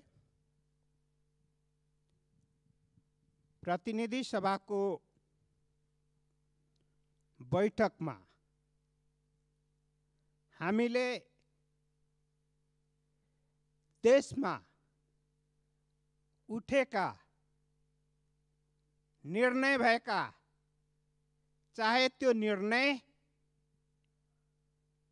कार्यपालिकाले गरेको होस् या त्यो निर्णय व्यवस्थापिकाले गरेको होस् या त्यो निर्णय न्यायपालिकाले गरेको होस्, सबै निर्णयमाथि जनताको छलफल गर्ने अधिकार हुन्छ र त्यो निर्णय मान्नुपर्ने ठाउँमा मान्नुपर्छ, कार्यान्वयन हुने ठाउँमा कार्यान्वयन हुन्छ। तर लोकतन्त्रमा कुनै पनि निर्णय छलफल हुँदैन, मत अभिमत हुँदैन, व्यक्त गर्न पाइँदैन र व्यक्त गरियो भने त्यो गलत हुन्छ, अपराध हुन्छ भने यदि कसैको बुझाइ हो भने म ती बुझ्नेलाई लोकतन्त्रवादी मान्दिन। लोकतन्त्रको मान्यता बुझ्नुभएछ भने म ठान्दिन। त्यसै कारणले गर्दा अहिले संसदीय प्रणालीभित्र, लोकतान्त्रिक प्रणालीभित्र तर सर्वोच्च अदालतको निर्णयबाट दलको कुरा त्यागेर निर्दलीय प्रधानमन्त्री बन्नुभएकोमा म सम्माननीय प्रधानमन्त्रीज्यूलाई, शेरबहादुर देउपाज्यूलाई बधाई दिन चाहन्छु। अर्कोतर्फ म भन्न चाहन्छु, यो मन्त्रीमण्डलले देश र जनताको हितमा काम गर्छ कि गर्दैन त्यो चाहिँ हामी हेर्छौँ। तर कस्तो मन्त्रीहरू नियुक्त हुन्छन् र जनताको पक्षमा कस्तो काम हुन्छ भने जनताले हेरिरहेको हुन्छ। मात्र निजी क्षेत्रसँग, निजी क्षेत्रमा सफलता प्राप्त गरेको आधारमा देशले नै सफलता प्राप्त गर्छ भन्ने ठान्ने हो भने हाम्रो देशको अर्थनीति, तीन खम्बे अर्थनीति, सार्वजनिक, निजी र सरकारी जुन छ त्योसँग जोडिएर हो भने जनताले प्रश्न उठाउँछन्। जहाँसम्म भन्ने हो भने हामी बहुदलीय प्रतिस्पर्धामा आधारित बहुदलीय प्रणालीलाई मान्नेले निर्दलीय बाटोतिर यदि अग्रसर हुने कुरा गर्यौं भने त्यो बहुदलीय प्रणालीको अपमान हुन्छ।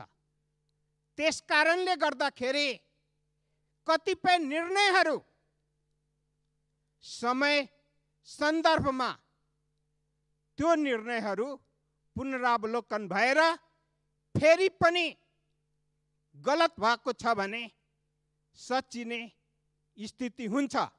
तर अहिले जुन बाटोबाट सरकार बनेको छ, जुन बाटोबाट प्रधानमन्त्री नियुक्त हुनुभएको छ, त्यो बाटो नेपालको घर घरमा छलफलको विषयवस्तु बनेको छ। हरेक राजनीतिक पार्टीभित्र छलफलको विषयवस्तु बनेको छ र यो मुद्दा नेपालमा मात्र होइन कि अन्तर्राष्ट्रिय रूपमा पनि अरू देशले पनि नेपालको अनुभवबाट सिक्छन् या नेपाललाई औँलो ठड्याउँछन्। यो जसरी नेपालको हरेक निर्णयहरू हुँदा अन्तर्राष्ट्रिय अनुभवहरू पनि छलफल हुने गर्छन्, त्यसरी नै नेपालका अनुभवहरू अरू देशमा पनि छलफल हुने गर्छ। त्यसकारणले गर्दाखेरि ठिक र बेठिक अब भविष्यको दिशाले निर्धारण गर्नेछ। निर्णय मान्ने कुरामा कुनै दुई मत छैन। अर्कोतर्फ म भन्न चाहन्छु, जनताको चाहना, भावना र आफूले गरिएको प्रतिबद्धतालाई पुरा गर्नको निम्ति सरकार तयार हुनुपर्छ। म सम्झिन्छु 2051 सालमा तत्कालीन प्रधानमन्त्री मनमोहन अधिकारीको समयमा सुकुम्बासी आयोगले काम गरेको जुन विषय थियो, जनतालाई, सुकुम्बासीलाई पूर्जा बाँड्ने काम गरेको थियो।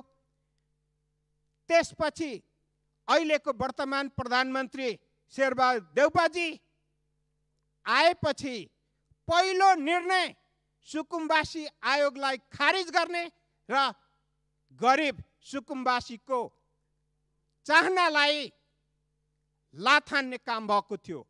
अहिले फेरि पनि सुकुम्बासी समस्यासँग जोडिएर भूमि आयोगले जुन काम गरिरहेको छ त्यो आयोगलाई नै समाप्त गर्ने गरिकन संविधान सम्मत कानुन सम्मत काम गरिएकोलाई पनि यदि बाधा अवरोध पुर्याउने विघटन गर्ने हो भने बुझ्नुपर्छ कि गरिबको हितमा यो सरकारले काम सुरु गरेको छैन र धनीको हितमा र निजी क्षेत्रको हितमा मात्र काम गर्ने बाटोतिर अगाडि बढेको छ भने बुझ्नुपर्छ। अर्कोतर्फ म भन्न चाहन्छु, नेकपा एमालेको सरकारले नेपाली सम्पूर्ण नागरिकलाई नागरिकताको प्रमाणपत्र दिने विधेयक ल्यायो, कहिले अध्यादेश ल्यायो र कहिले निर्णय गरेर अगाडि बढ्यो, तर अवरोध पैदा हुँदै गयो। म चाहन्छु कि नागरिकता विधेयक छिटो पारित होस् र नागरिकता नेपाली जनताले सहज रूपले प्राप्त गरून्। त्यस्तै निजामती प्रशासनलाई सुदृढ गर्नको निम्ति निजामती विधेयक जुन संसदमा छ त्यो पनि छिटो पारित होस् भन्ने म चाहन्छु। कोरोना कोरोना भनेरै सामान्य प्रधानमन्त्रीज्यू आउनुभएको छ, तेस्रो लहर सुरु हुँदैछ, त्यस कारणले कोरोनाको मारबाट जनतालाई बचाउने कामतर्फ पनि केन्द्रित हुनुहोस् भन्ने चाहन्छु। अपराधीहरू प्रधानमन्त्री निवास वरिपरि नपुगुन् र छुट्ने प्रक्रिया सुरु भएको छ, त्यतातिर सरकारले यदि अपराधीलाई छुट दिने स्थितितर्फ जाने हो र अपराध मौलाउने स्थिति भयो भने फेरि पनि लोकतन्त्रलाई गिजाउने छ। सामान्य प्रधानमन्त्रीलाई कामप्रति हेरेर र समर्थन या विरोध गर्ने हो या गिजाउने हो त्यो दिन नआओस् भन्ने शुभकामना दिन चाहन्छु। धन्यवाद। माननीय श्री पुष्पा भुषाल, समय 3 मिनेट। यस पछाडि माननीय श्री हरिराज अधिकारी। सम्मानीय सभामुख महोदय, सर्वप्रथम मुलुकमा लोकतन्त्रको विजय भएको छ, मृत भएको संविधान पुनर्जीवित भएको छ। संविधानको धारा 76(5) बमोजिम माननीय सांसदहरूले प्रधानमन्त्री चुन्न पाउने संवैधानिक अधिकार र प्रधानमन्त्री हुन पाउने संवैधानिक अधिकारलाई सम्मानित सर्वोच्च अदालतले यही असार 28 गते निर्णय गरेर संविधानको रक्षा गरेको छ। सबभन्दा पहिला त्यो फैसलाको हामी स्वागत गर्न चाहन्छौँ। उक्त फैसलाको पूर्व सन्ध्यामा गठबन्धन दलका नेताहरू, नागरिक समाजहरू, पत्रकारहरू, विशेष गरी कानुन व्यवसायीहरूले जुन अग्रसरता लिनुभएको थियो, सत्तारूढ दलको तर्फबाट, नेपाली काङ्ग्रेसको तर्फबाट उहाँहरूलाई धन्यवाद र आभार पनि व्यक्त गर्न म चाहन्छु। सभामुख महोदय, यहाँ धेरै कुरा आइसकेको छ। हामीलाई लागेको थियो नेपाली काङ्ग्रेस सत्तारूढ दलको रूपमा रहेको छ, प्रतिपक्षको रूपमा एमाले रहेको छ, तर यहाँ मैले देखेँ संविधानलाई नमान्ने, कानुनलाई नमान्ने, अदालतको फैसला नपर्खिने, अदालतको फैसलालाई प्रभावित हुने गरी विचाराधीन मुद्दाहरूलाई बहसको विषय बनाउने, संसदको बहस विषय बनाउने। मलाई लाग्यो सभामुख महोदय, यो कतै सत्ताबाट बाहिर गएको, यो कुण्ठाबाट मुक्त अहिले पनि प्रमुख प्रतिपक्षी दल हुन नसकेको हामीले आभास गरिराखेका छौँ। हामी शुभकामना दिन्छौँ। लोकतन्त्रमा प्रमुख प्रतिपक्षी दलको भूमिका अत्यन्त ठुलो हुन्छ। त्यो धैर्य धारण गरेर आफ्नो अनुभवलाई, आफ्नो भूमिकालाई सही ढङ्गबाट सदनमा पनि अगाडि बढाउनको लागि र कुण्ठाबाट मुक्त हुनको लागि पनि म आग्रह गर्न चाहन्छु। सभामुख महोदय, निश्चय नै मुलुकले एउटा नयाँ प्रधानमन्त्री प्राप्त गरेको छ। नयाँ प्रधानमन्त्रीको जिम्मेवारी थपिएको छ, मन्त्रीमण्डलको जिम्मेवारी फेरिएको छ, जनताको आकाङ्क्षाहरू बढेको छ। सामान्य प्रधानमन्त्रीले सुरुमै यहाँ बोल्दाखेरि भन्नुभयो नेपाली जनताको आकाङ्क्षा, बाँच्न पाउने अधिकार, मानवीय क्षति हुन नपाउने अवस्थाको सृजना मैले गर्नेछु र मेरो प्राथमिकता भनेको 1 खोप, 2 खोप र 3 खोप हुनेछ भनेर उहाँले आफ्नो प्राथमिकताका कुरालाई यही सदनमा उहाँले व्यक्त गर्नुभएको छ। सभामुख महोदय, आज हामीले सुनिराखेका छौँ, सभामुख महोदय, जनस्वास्थ्यको विज्ञले भनिराख्नु भएको छ असोजको दोस्रो हप्तामा फेरि कोरोना भाइरसको तेस्रो लहर आउने सम्भावना बढेको छ भनेर जनस्वास्थ्य विज्ञले घोषणा गर्नुभएको छ, फोरकास्ट गर्नुभएको छ। सभामुख महोदय, विगतको सरकारले मुलुकमा कोरोना भाइरसलाई न्यूनीकरण गर्नको लागि सही ढङ्गबाट व्यवस्थापन गर्न नसकेको कारणले सयौँ नेपालीहरूले मानवीय क्षति बेहोर्नु पर्ने पीडा आज पनि ताजै रहेको छ। सभामुख महोदय, तर फेरि भोलि कोरोना भाइरसलाई तेस्रो लहरबाट फेरि मुलुकलाई आक्रान्त पार्ने, नेपाली जनतालाई प्रभावित पार्ने मानवीय क्षतिलाई रोक्नको लागि म यही सदनबाट सभामुख महोदयको माध्यमबाट सरकारलाई आह्वान गर्न चाहन्छु। यसको नियन्त्रणको लागि समयमा कार्ययोजनाहरू लिएर आएर त्यो कोरोना भाइरसबाट प्रभावित हुने हाम्रा नेपाली जनता र विशेष गरी बालबालिकाहरूलाई प्रभावित पार्ने किसिमका जुन घटनाहरू नदोहोरनको लागि सरकारले समयमै यसको नियन्त्रण र व्यवस्थापनको लागि कार्ययोजना अगाडि ल्याउनको लागि पनि म आग्रह गर्न चाहन्छु। सभामुख महोदय, त्यति मात्रै होइन, विगतको सरकारले सभामुख महोदय नेपालका वृद्धहरूलाई कोभिसिल्ड पहिलो खोप लगायो, तर दोस्रो खोप नलगाएर आज मुलुकका वृद्धहरूलाई निराशा पारेको अवस्था थियो। सभामुख महोदय, म फेरि सभामुख मार्फत सरकारलाई म आग्रह गर्न चाहन्छु, ती वृद्धहरूको जीवनलाई बचाउनको लागि, जीवन रक्षा गर्नको लागि कोभिसिल्डको दोस्रो खोप पनि तुरन्तै लिएर आएर ती वृद्धहरूको मानवीय क्षति हुनुबाट बचाउनको लागि त्यसलाई तुरन्त त्यसको व्यवस्थापन गर्नको लागि पनि म निवेदन गर्न चाहन्छु। सभामुख महोदय, विदेशमा जानको लागि युवाहरूको ताती बढेको छ, खोप नपाउने सम्भावना पनि बढ्न सक्ने हुन्छ। त्यही भएर सभामुख महोदय, म निवेदन गर्न चाहन्छु, ती विदेशमा जान सक्ने सम्भावित युवाहरूलाई जोन्सन एन्ड जोन्सनको एउटा खोप लगाएर भोलि बाहिर जानको लागि खोप पाइन भनेर त्यो अवस्थाको सृजना नहोस्, त्यसलाई प्राथमिकताको क्रममा सरकारले अगाडि ल्याओस् भनेर म निवेदन गर्न चाहन्छु। म सभामुख महोदय, अन्तमा हिजोको दिनमा सभामुख महोदय, हामीले हत्या हिंसा बलात्कारका कडा कडा कानुनहरू बनायौँ, तर अपराधी न त राज्यसँग डरायो न त कानुनसँग डरायो। त्यसैको कारणले सभामुख महोदय, आज 3 वर्ष हुँदै जाँदा निर्मला पन्तदेखि भगीरथ भट्टले न्याय प्राप्त भएन, नवराज विकले आज न्याय प्राप्त गर्न सकेन। त्यही भएर म निवेदन गर्न चाहन्छु, कडा कानुन बनाएका छौँ, सरकारले खुट्टा नकमाइकन अपराधीलाई फेरि कठघरामा खडा गरेर न्यायको प्राप्तिको अनुभूति अब आम नेपाली जनताले खोजेका छन्, त्यसतर्फ म सरकारको सभामुख मार्फत ध्यान आकर्षण गराउन चाहन्छु। सभामुख महोदय, अन्तमा मैले फेरि निवेदन गर्न चाहे, फेरि जिम्मेवारी फेरिएको छ। अहिलेको सरकारले संविधान कार्यान्वयन, सुशासन र जनताको जीवनस्तर यो 3वटा दूरगामी लक्ष्य बोकेर 15 महिनामा जनताले छुने गरी लोकतन्त्रको अनुभूति गर्ने गरी 15 महिनाको योजना लिएर आउनको लागि पनि म सभामुख मार्फत सरकारको ध्यान आकर्षण गराउँदै आफ्नो भनाइ यही टुङ्ग्याउँछु। हस्त, धन्यवाद। हरिराज अधिकारी, माननीय हरिराज अधिकारी, समय 5 मिनट। यस पछाडि माननीय डाक्टर सुरेन्द्र यादव। सम्माननीय सभामुखज्यू, प्रतिगमन विरुद्धको आन्दोलन 5 राजनीतिक दलहरूको गठबन्धनको नेतृत्वमा सम्पन्न भएको छ र नयाँ सरकार नेतृत्व भएको छ। सम्माननीय शेरबहादुर देउवाको नेतृत्वमा बनेको सरकारले सरकारको सफलताको शुभकामना व्यक्त गर्न चाहन्छु। अब संविधान सम्मत, स्थिति विधि र नीति सम्मत ढङ्गले दिन गनेर यस सरकारको हिसाब हुनेवाला छ। त्यसकारण समयमै होसियारीपूर्वक यसले आफ्नो सफलताको यात्रा अगाडि बढाओस्, यो पनि भन्न चाहन्छु। दोस्रो कुरा, अहिले देश कोरोनाको बारेमा धेरै कुराहरू आइरहेको छ र तेस्रो लहर झन् भयावह हुने आशंका हामी सबैलाई लागिरहेको छ र यो सरकारको प्राथमिकता खोप हामीले सुनेका छौँ, त्यो राम्रो कुरा हो। तर अहिले व्यवहारमा के छ भने पहिलोपटक खोप लागेका कयौँ मान्छेहरू दोस्रो खोपको पर्खाइमा छन्, अझ अनिश्चयको दिशातिर गएको छ। अहिले प्राप्त खोप पनि अलिक प्रभाव र पहुँच प्रभावित भयो भन्ने कुरा जनताको गुनासो छ र समुदायमा कोरोना प्रवेश गरिसकेको कारणले गर्दा व्यवस्थित ढङ्गले जुनसुकै उपायबाट पनि खोपलाई व्यवस्थापन गरेर सबै जनतालाई खोप लाउने सुनिश्चितता सरकारले छिटो गरोस्, म सरकारसँग माग गर्न चाहन्छु। तेस्रो कुरा, म गोर्खाको 1 नम्बर क्षेत्रबाट प्रतिनिधित्व गर्छु र गोर्खा जिल्लाको 2वटा गाउँपालिका गण्डकी प्रदेशको कर्णालीको रूपमा हेरिन्छ, धार्चे गाउँपालिका र चुम्नौरी गाउँपालिका। यो वर्षको सुरुवातमै आएको यो मनसुनको प्रभावको कारणले गर्दा ती 2 गाउँपालिका छेदविच्छेद भएका छन् र अहिले करिब पैदल हवाई बाहेक अरू सम्पर्क हिसाबले त्यहाँ जान सक्ने स्थिति बनेको छैन।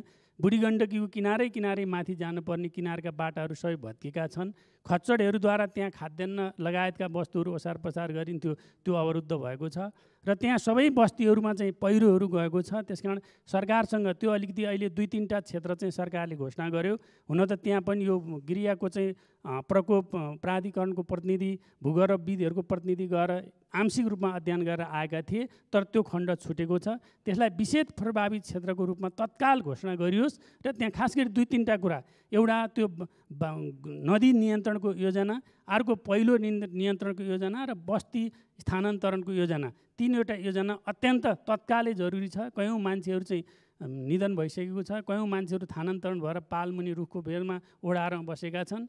मैले हेरेर आएको छु, एउटै घरको मान्छे चाहिँ एउटा ढोकाको फकला अर्कोतिर, अर्को फकला अर्कोतिर भएको घरमा पनि मान्छे बसेका छन्। त्यो कुन दिन ती अझ ठुलो धनजन हुने स्थिति छ। एउटा टोल र अर्को टोल चाहिँ सम्पर्क विच्छेद भएको छ, बाटोमा पहिराले सब थुनिएको छ। अहिले हिजो आज त खाद्यान्न सङ्कट भोकमरी चर्केको छ। त्यो तिब्बतको बोर्डरबाट पारीबाट ल्याइन्थ्यो, कोभिडको कारणले अहिले नाका बन्द छ र उताबाट सामान आएको छैन। तलबाट जाने कुरा बाटो बन्द भएर अहिले खच्चड हिँड्ने बाटो पनि नभएको कारणले चाहिँ नुन तेल खाद्यान्न लगायतको अभाव चाहिँ हवाई यात्रा बाहेक अरू तरिकाद्वारा जान सक्ने स्थिति छैन। त्यसकारण यो सरकारले विशेष यो प्राकृतिक प्रकोप क्षेत्र घोषणा गरेर त्यो 2टा गाउँपालिकाको व्यवस्थापन गरोस् भन्ने म सरकारसँग जोरदार माग गर्न चाहन्छु। त्यो लगायत गोर्खाको अरू क्षेत्र अरू क्षेत्रमा पनि थुप्रै धनजनको क्षति बाढी पहिरोले विनाश गरेको छ र त्योप्रति पनि सरकारको ध्यान जाओस्। र अहिले त्यो 2टा जो ठ्याक्कै गण्डकी प्रदेशकोहरूले पनि भन्छन्, गण्डकी प्रदेश त्यो कर्णाली नै हो, मनाङ मुस्ताङ भन्दा दुर्गम छ, त्यहाँ भन्दा धेरै मान्छे त्यहाँ बस्छन्। ती बोर्डरद्वारा पारीको तिब्बतको चाहिँ तिब्बतमा आश्रित थिए, कतिपय खाद्यान्न आवत जावत भाषा संस्कृति हिसाबले उतापट्टि आश्रित थिए। अहिले त्यहाँ सबै ध्वस्त, पुलहरू भत्केका छन्, काठे पुल भत्केका छन्, तपाईँको घरहरू भत्केका छन्। पहिरो जता गयो उता पहिरो, मान्छे पहिरोमा हिँड्दै अगाडिको हिँड्ने मान्छे कट्ने, पछाडि हिँड्ने मान्छे पहिरोले कटअप हुने स्थिति छ। गुम्बाहरू आस्था बौद्ध गुम्बाहरू थुप्रै छन्, गुम्बाहरू छेदविच्छेद भएका छन्। त्यसकारण विशेष कार्यक्रम बनाएर यो पालिकाले यो भ्याउने स्थिति छैन। अस्ति हामी प्रदेशमा पनि डेलिगेसन गयौँ, सामान्य कुराहरू गर्न अलिअलि कुराहरू त प्रदेशले गर्न खोजेको जस्तो देखिन्छ, गरिरहेको पनि छ, तर त्यसको प्रभाव पहुँच क्षमताले भ्याउने स्थिति छैन। त्यस कारण सङ्घ सरकारले नै विशेष योजना बनाएर त्यसको व्यवस्थापन गरोस् र छिटोभन्दा छिटो त्यता ध्यान जाओस् भन्ने सरकारसँग म माग गर्न चाहन्छु। धन्यवाद। माननीय श्री डाक्टर सुरेन्द्र यादव, समय 3 मिनट। यस पछाडि माननीय श्री विद्या भट्टराई। सम्माननीय सभामुख महोदय मार्फत सरकारलाई ध्यान आकर्षण गराउन चाहन्छु कि अहिले नदी उत्खननको विषयमा महोत्तरीको रातो मरहा र हर्दी नदीमा हामी विभिन्न दलका प्रतिनिधि गएर नदी उत्खनन सम्बन्धमा धेरै कुरा आएपछि एक त ठेक्का लागेको नदीमा गैर कानुनी ढङ्गले 10 फिट 20 फिट उत्खनन भएको,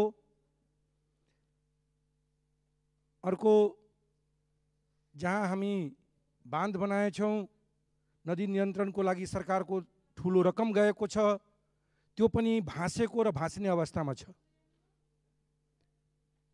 तेस्रो, जुन नदी ठिका नै लागेको छैन त्यहाँ डोजर प्रयोग गरेर जङ्गलहरूमा त्यो गिटी बालुवा थुपारेपछि तिनीहरूको भयो। एक त नेपालको जुन इन्फ्रास्ट्रक्चर बनिरहेको छ त्यसको लागि अपर्याप्त गिटी बालुवा छ। झन् यो गएको सरकारले व्यापार घाटा कम गर्नको लागि गिटी बालुवा समेत बेच्ने चाहिँ निर्णय गरेको थियो। त्यसप्रति म घोर आपत्ति व्यक्त गर्न चाहन्छु। चुरे दोहन ठुलो रूपमा हुने अवस्था छ। यदि यो पास भयो भने, यो निर्णय हामी बदलेनौँ भने चुरेबाट मात्र यो गिटी बालुवा चाहिँ यो नदीमा आउने गरेको छ। त्यसैले म प्रमुख रूपले यो सबै दलको प्रतिनिधि मिलेर हामी अनुगमन गरेँ। त्यसपछि जिल्ला प्रशासन कार्यालयमा बसेर हेर्दाखेरि के पाएँ भने यो क्रसरहरूको जुन लाइसेन्स हुन्छ त्यो पालिकाले दिने गरेको छ। सिडिओ एसपी सबैको संयुक्त बैठकमा हेर्दाखेरि के छ भने हामी यदि समात दिए भने पनि त्यो दण्ड पनि 200 मा छोड्ने हो कि 2100 रुपियाँमा छोड्ने हो त्यो पालिकाले डिसिजन गर्ने हो। त्यसैले म सरकारलाई ध्यान आकर्षण गराउन चाहन्छु कि विभिन्न पालिकाहरूबाट यो नदी गएको छ र मन परी पालिकाहरूले चाहिँ लाइसेन्स वितरण गर्ने, अरू ठाउँमा भएको क्रसरलाई ल्याउने, इभेन जङ्गलमा पनि नदीबाट रातारात उत्खनन गर्ने र जङ्गलमा थुपारेपछि त्यो क्रसरको भयो, त्यसको त्यो गिटी बालुवाको मालिक त्यो क्रसर भयो। त्यसैले यो सार्वजनिक सम्पत्तिलाई जुन चाहिँ हाम्रो आफ्नै इन्फ्रास्ट्रक्चरको लागि अपर्याप्त छ, विदेशलाई जो बेच्ने निर्णय छ त्यो नगरौँ र यथाशीघ्र यो पालिकाहरूलाई दिने जुन अधिकार छ त्यसमाथि विचार गरेर प्रदेश या केन्द्रमा राख्ने हो, त्यस्तो विषयमा चाहिँ ध्यान जाओस् भनेर म आफ्नो 2 शब्द खत्म गर्छु। माननीय श्री विद्या भट्टराई, समय 5 मिनट। यस पछाडि माननीय श्री देवप्रसाद तिमिल सेना।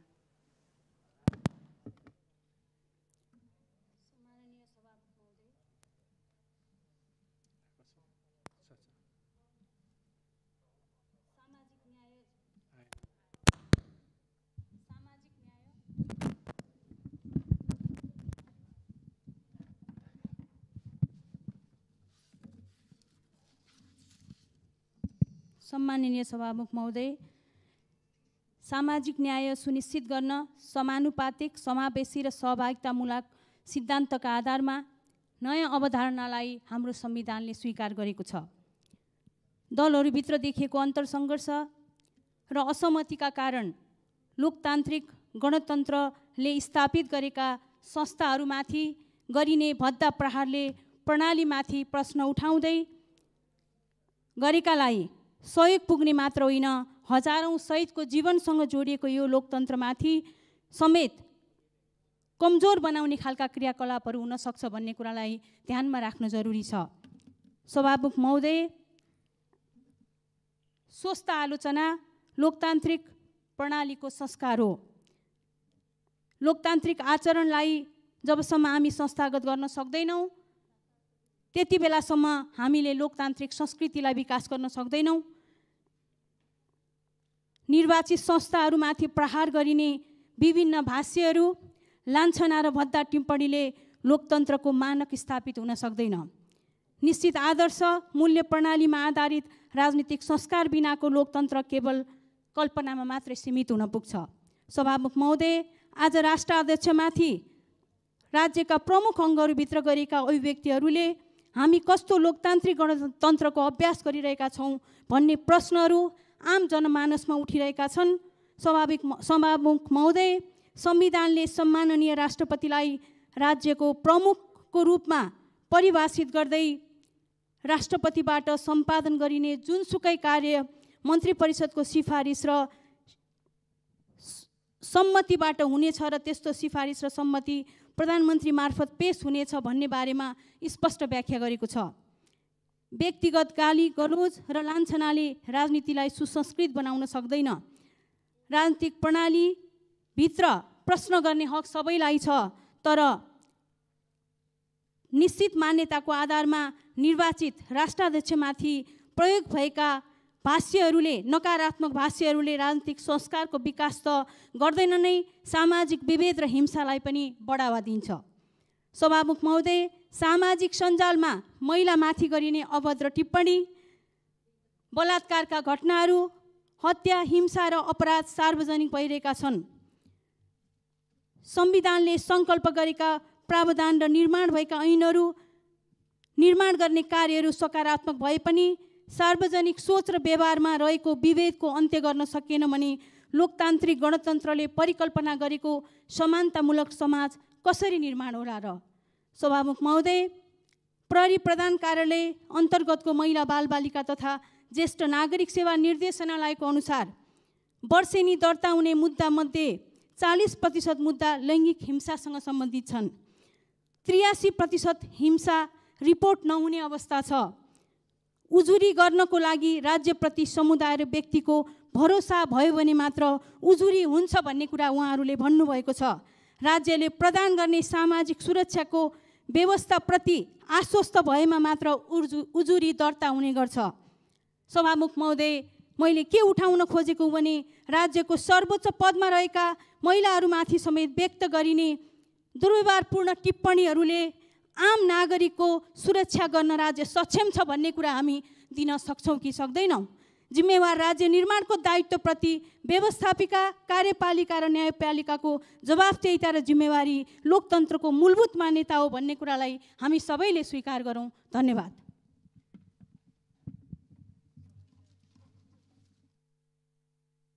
श्री देवप्रसाद तिमिल सिन्हा, समय 3 मिनट।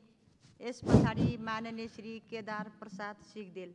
सम्मानीय सभामुख महोदय, आज तेस्रो पटक विघटनपछि पहिलोचोटि यो रोस्टममा उभिएर बोल्दै गर्दा सर्वोच्च अदालतलाई धन्यवाद दिन चाहन्छु कि हाम्रो संविधानलाई पटक पटक 3 चोटि संविधान विपरीत संसद विघटन गर्ने र संविधानको धजी उडाउने अहिले पनि मैले हेरेको छु र सुन्दैछु भर्खरै संविधान विपरीत निर्दलीय भयो।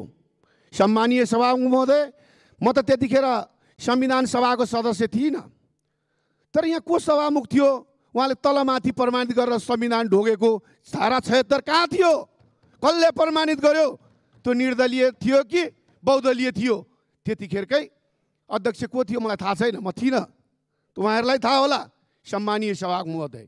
त्यसकारण आफ्नो पक्षमा आएको सर्वोच्च अदालतको निर्णयलाई स्वागत गर्ने।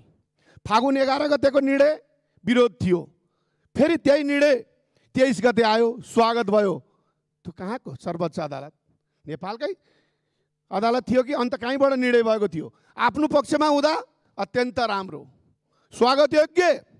अदालतमा विचाराधीन रहेका मुद्दाहरूलाई प्रभावित पार्ने कुराहरू गर्नु उचित छ। संविधान विपरीतका कुराहरू यो संविधानमा पटक पटक उठिराखेको छ, त्यसलाई नउठाउन म आग्रह गर्न चाहन्छु। किनभने संविधान विपरीत यो संसद पुनर्स्थापना भएको भए तपाईँहरू 1 मिनट पनि यहाँ बस्नुहुन्थेन होला, आउनुहुन्थ्यो होला सदनमा। किनभने तपाईँहरूले ढोग्या देखाएको छु मैले। को थियो सभा अध्यक्ष थाहा छैन, म थिइनँ, त्यो तपाईँहरूलाई थाहा थियो। नेकपा एमाले थियो कि थिएन त्यतिखेर, त्यो तपाईँहरूले नै विश्लेषण गर्ने हो। त्यसकारण यतातिर सरकारलाई नाङ्लो ठटाएर हात्ती तर्साउने अदालतदेखि लिएर सरकारलाई नगर्न आग्रह पनि गर्न चाहन्छु। त्यतिखेर तपाईँहरूको 3.5 वर्ष सरकार थियो, निर्मला हत्याकाण्ड किन पत्ता लगाउनु भएन? निर्दोष मान्छेलाई जेलमा राखेर थर्काउने काम बन्द गरियोस्। आफ्नो पालामा सांसद रोएर जाँदा मलाई अपहरण भयो भन्दा मुद्दा दर्ता नगर्ने, त्यो तामिलीमा राख्ने, तर अर्काको पालामा नभएका कुराहरू अर्काको पार्टीलाई दोषी चस्मा लगाएर हेर्ने काम अन्त्य होस्। सम्मानीय सभामुख महोदय, आज अत्यन्त ठुलो बाढी पहिरो कोरोनाको कहर छ।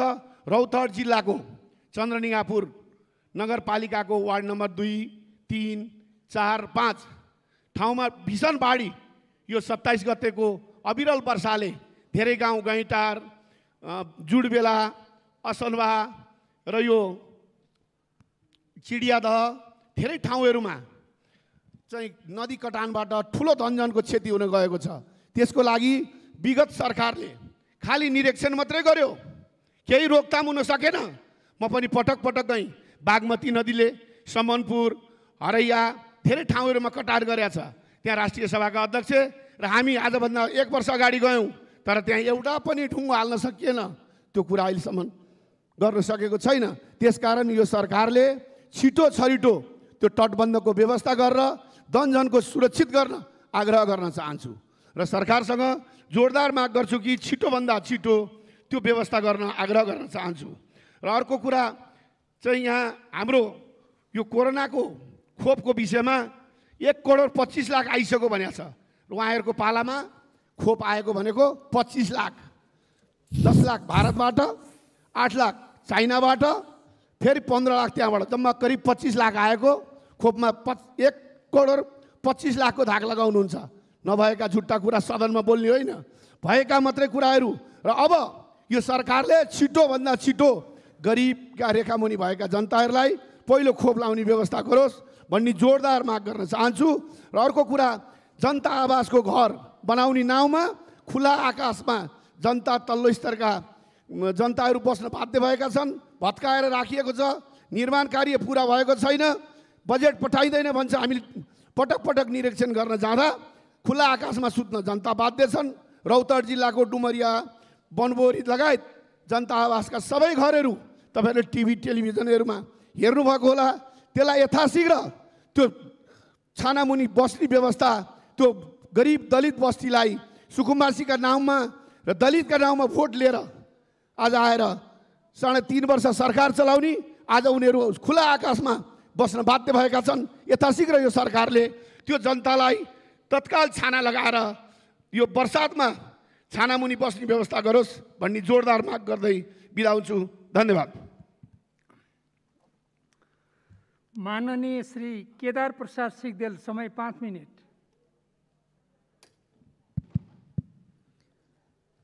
सम्माननीय सभामुख महोदय, गत जेठ 24 गते र असार 18 गतेको भीषण वर्षासँगै आएको बाढी र पहिरोको कारण तनहुँ जिल्लामा धेरै धनजनको क्षति भएको छ। रिसिङ गाउँपालिका वडा नम्बर 9 का खुमबहादुर थापा र देवीसरा थापा, बन्दीपुर गाउँपालिकाका हरिमाया नेपाली र सरस्वती थापाको पहिरोमा पुरिएर ज्यान गएको छ। त्यस्तै म्याग्दे गाउँपालिका 7 का मैतबहादुर नेपालीको खोलाले बगाएर दुःखद मृत्यु भएको छ। ब्यास नगरपालिका 9 का नरबहादुर विष्ट अझै बेपत्ता हुनुहुन्छ। यो बाढी र पहिरोमा परि मृत्यु हुने सबैप्रति भावपूर्ण श्रद्धाञ्जली अर्पण गर्दछु। शोकाकुल परिवारजनमा हार्दिक संवेदना व्यक्त गर्दछु। बेपत्ता विष्टज्यूको यथाशीघ्र खोजी गर्न गृह मन्त्रालयसँग जोरदार माग गर्दछु। मृतक सबैका परिवारलाई उचित क्षतिपूर्तिको व्यवस्था यथाशीघ्र गर्न जोरदार माग गर्दछु। सम्माननीय सभामुख महोदय, घाइते भएर उपचाररत भीमादकी लोकमाया थापा, शुक्ला गण्डकीकी खगीमाया भुजेल, विज्ञान भुजेल, म्याग्दे 5 का बुद्धिबहादुर परियार र रोजन परियार, भानु छकी लीलामाया थापा, बन्दीपुर 3 का सुभाष थापा, लीलबहादुर थापा र दाउरीमाया थापा समेतको शीघ्र स्वास्थ्य लाभको कामना गर्दछु। उहाँहरूको उपचारमा आवश्यक ध्यान दिन सम्बन्धित मन्त्रालयसँग जोरदार माग गर्दछु। सम्माननीय सभामुख महोदय, यो वर्षाले तनहुँ जिल्लाका करिब 50 घर पूर्ण रूपमा भत्किएको छ। मानिसहरू स्कुल, सामुदायिक भवन र छिमेकीका घरमा आश्रय लिएर बस्नुपर्ने अवस्था छ। तत्काल उचित राहत उपलब्ध गराउने र सुरक्षित आवासको व्यवस्था गरियोस्।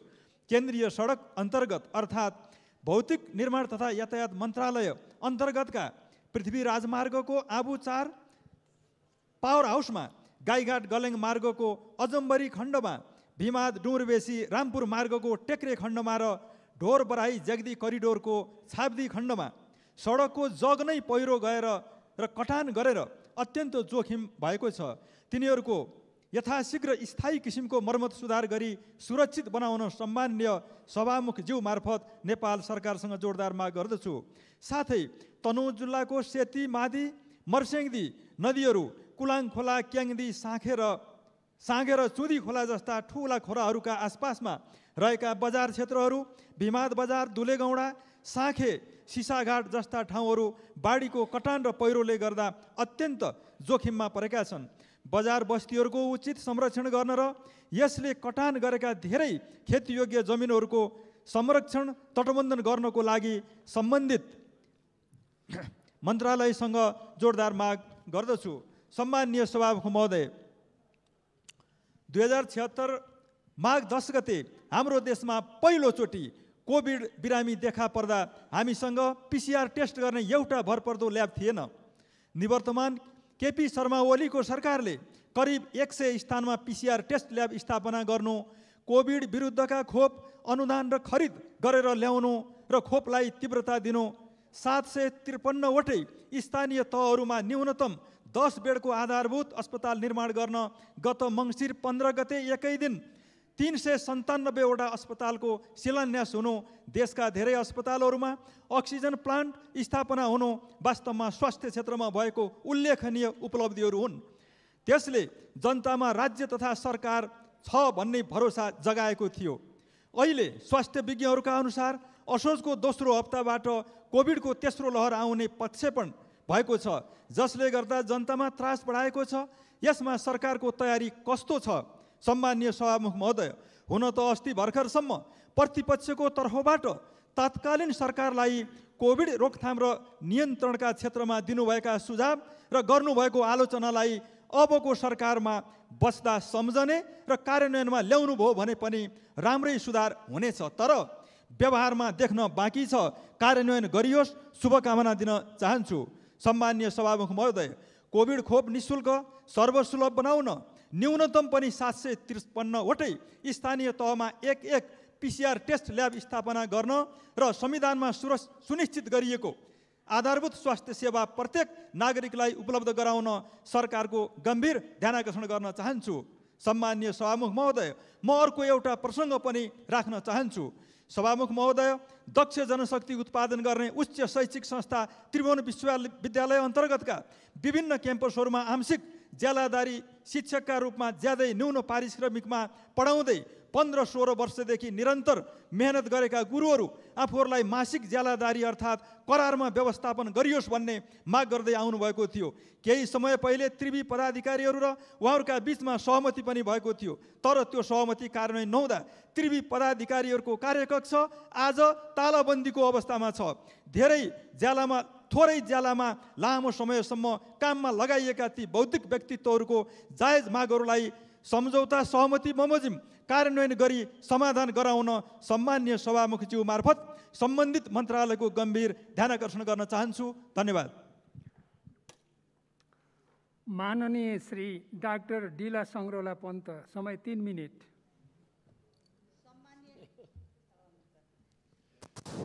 सम्माननीय सभामुख महोदय, आज मुलुकले आक्रमणीय र हठी सरकारबाट मुक्ति पाएको छ। 165 जना सांसदहरूले सम्माननीय प्रधानमन्त्री शेरबहादुर देउपालाई विश्वासको मत दिएका छन्। गठबन्धनको सरकार बनेको छ। सर्वप्रथम शुभेच्छा व्यक्त गर्न चाहन्छु। जनताका थुप्रै अपेक्षा छन्, त्यो अपेक्षाबाट यो सरकार भाग्ने छैन। जनताको बीचबाट आएको सरकार जनताको बाचा पुरा गर्नेछ, विश्वास दिलाउन पनि चाहन्छु। मैले भर्खरै सुने, भर्खरै प्रतिपक्ष दलका केही हाम्रो नेतागणले भन्नुभयो यो सरकारको निर्माणले निरङ्कुशता जन्मायो। यो सरकार जनादेशबाट होइन परमादेशबाट बन्यो। उहाँहरूलाई म सम्झाउन चाहन्छु, 2 पटक प्रतिनिधि सभाको भङ्ग कसले गर्यो? संविधानमाथि बार प्रहार कसले गर्यो? संविधानको धारा 76(5) अनुसार बहुमत सांसदको अधिकार कसले कुण्ठित गर्यो? त्यसैको परिणाम आजको हो। त्यसैले यो सरकार परमादेशबाट होइन, यो सरकार जनादेश हो। संविधानको अन्तिम व्याख्याता सर्वोच्च अदालत हो। त्यो स्मरण गराउन चाहन्छु सभामुख महोदय। हामीलाई थाहा छ यो सरकार गठबन्धनको जगमा छ। न्यूनतम साझा नीति र कार्यक्रम आउनेछन्।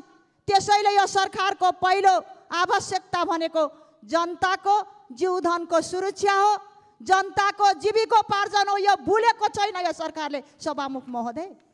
आज अशान्ति असुरक्षा, कतिपय हाम्रा महिलाहरू छोरीहरू बलात्कृत भए, अपहरण भए। निर्मला पन्तले 3 वर्ष पुग्दा न्याय पाइनन्। सम्मान्य प्रधानमन्त्रीज्यूले निर्देशन दिनुभएको छ, निर्मलाका हत्यारा कहाँ छन्, उनले न्याय पाउनुपर्छ भन्नुभएको छ। त्यो होस् भन्ने कुरा म राख्न चाहन्छु। तर दुःखद घटना हिजो रुकुममा घटेको छ। एकजना महिलाले भैँसी गोठमा घाँस दिँदै उनीहरूलाई केही अज्ञात समूहले अपहरण गरेर उनको गला रेटेर बलात्कृत भएकी छन्। सत्य तथ्य यो सरकारले पत्ता लाउनुपर्छ। म ध्यानाकर्षण गर्न चाहन्छु सभामुख महोदय। दोस्रो सभामुख महोदय, मुलुकमा विकराल छ कोरोनाले गर्दा। आज तेस्रो भेरिएन्टको परीक्षण भइसकेको छ। सम्मान्य प्रधानमन्त्रीज्यूले भन्नुभएको छ खोप खोप खोप। त्यसैले खोप सबैले सर्वसुलभ तरिकाले पाउन्, त्यो अपेक्षा राख्न चाहन्छु। धेरै बेरोजगार छन्, अर्थतन्त्र ओह्रालो लागेको छ। संहिताको कार्यान्वयन गर्नुपर्नेछ, रोजगारी सिर्जना गर्नुपर्नेछ। यी सबै बाचाहरू विगतका सरकारले गरेका गल्ती कमी कमजोरीबाट हामीले पाठ सिकेका छौँ। समस्याका चाङबाट हामी भाग्ने छैनौँ। सम्भावना बोकेर नेपाली जनताको आशा र भरोसा अभिभावक दिन नेपाली काङ्ग्रेसको नेतृत्वमा बनेको सरकार तयार छ। त्यसैले अन्तिममा एउटा कुरा मात्र सम्झाउन चाहन्छु सभामुख महोदय। हामीले भर्खरै महामानव बिपी कोइरालाको 1 हप्ता अघि स्मृति दिवस मनायौँ। बिपीले भन्नुभएको थियो योजना बनाउँदा हलो जोतिरहेको किसान गरिबको तस्बिर हेरेर योजना बनाऊ भन्नुभएको थियो। बिपीले स्थापना गरेको पार्टी नेपाली काङ्ग्रेस हो। त्यसैको नेपाली काङ्ग्रेसको नेतृत्वमा सम्मान्य शेरबहादुर देउपाको नेतृत्वमा गठबन्धनको सरकार बनेको छ। त्यसैले विश्वास म दिलाउन चाहन्छु, नयाँ ऐतिहासिक जिम्मेवारीबाट सम्मान्य प्रधानमन्त्रीज्यूले खुट्टा कमाउनु हुने छैन। राष्ट्रिय एकता, सहमति, सहकार्यबाट राष्ट्र र जनता मात्र केन्द्रबिन्दु हुनेछन् भन्दै आफ्ना भनाइबाट बिदा लिन्छु। धन्यवाद।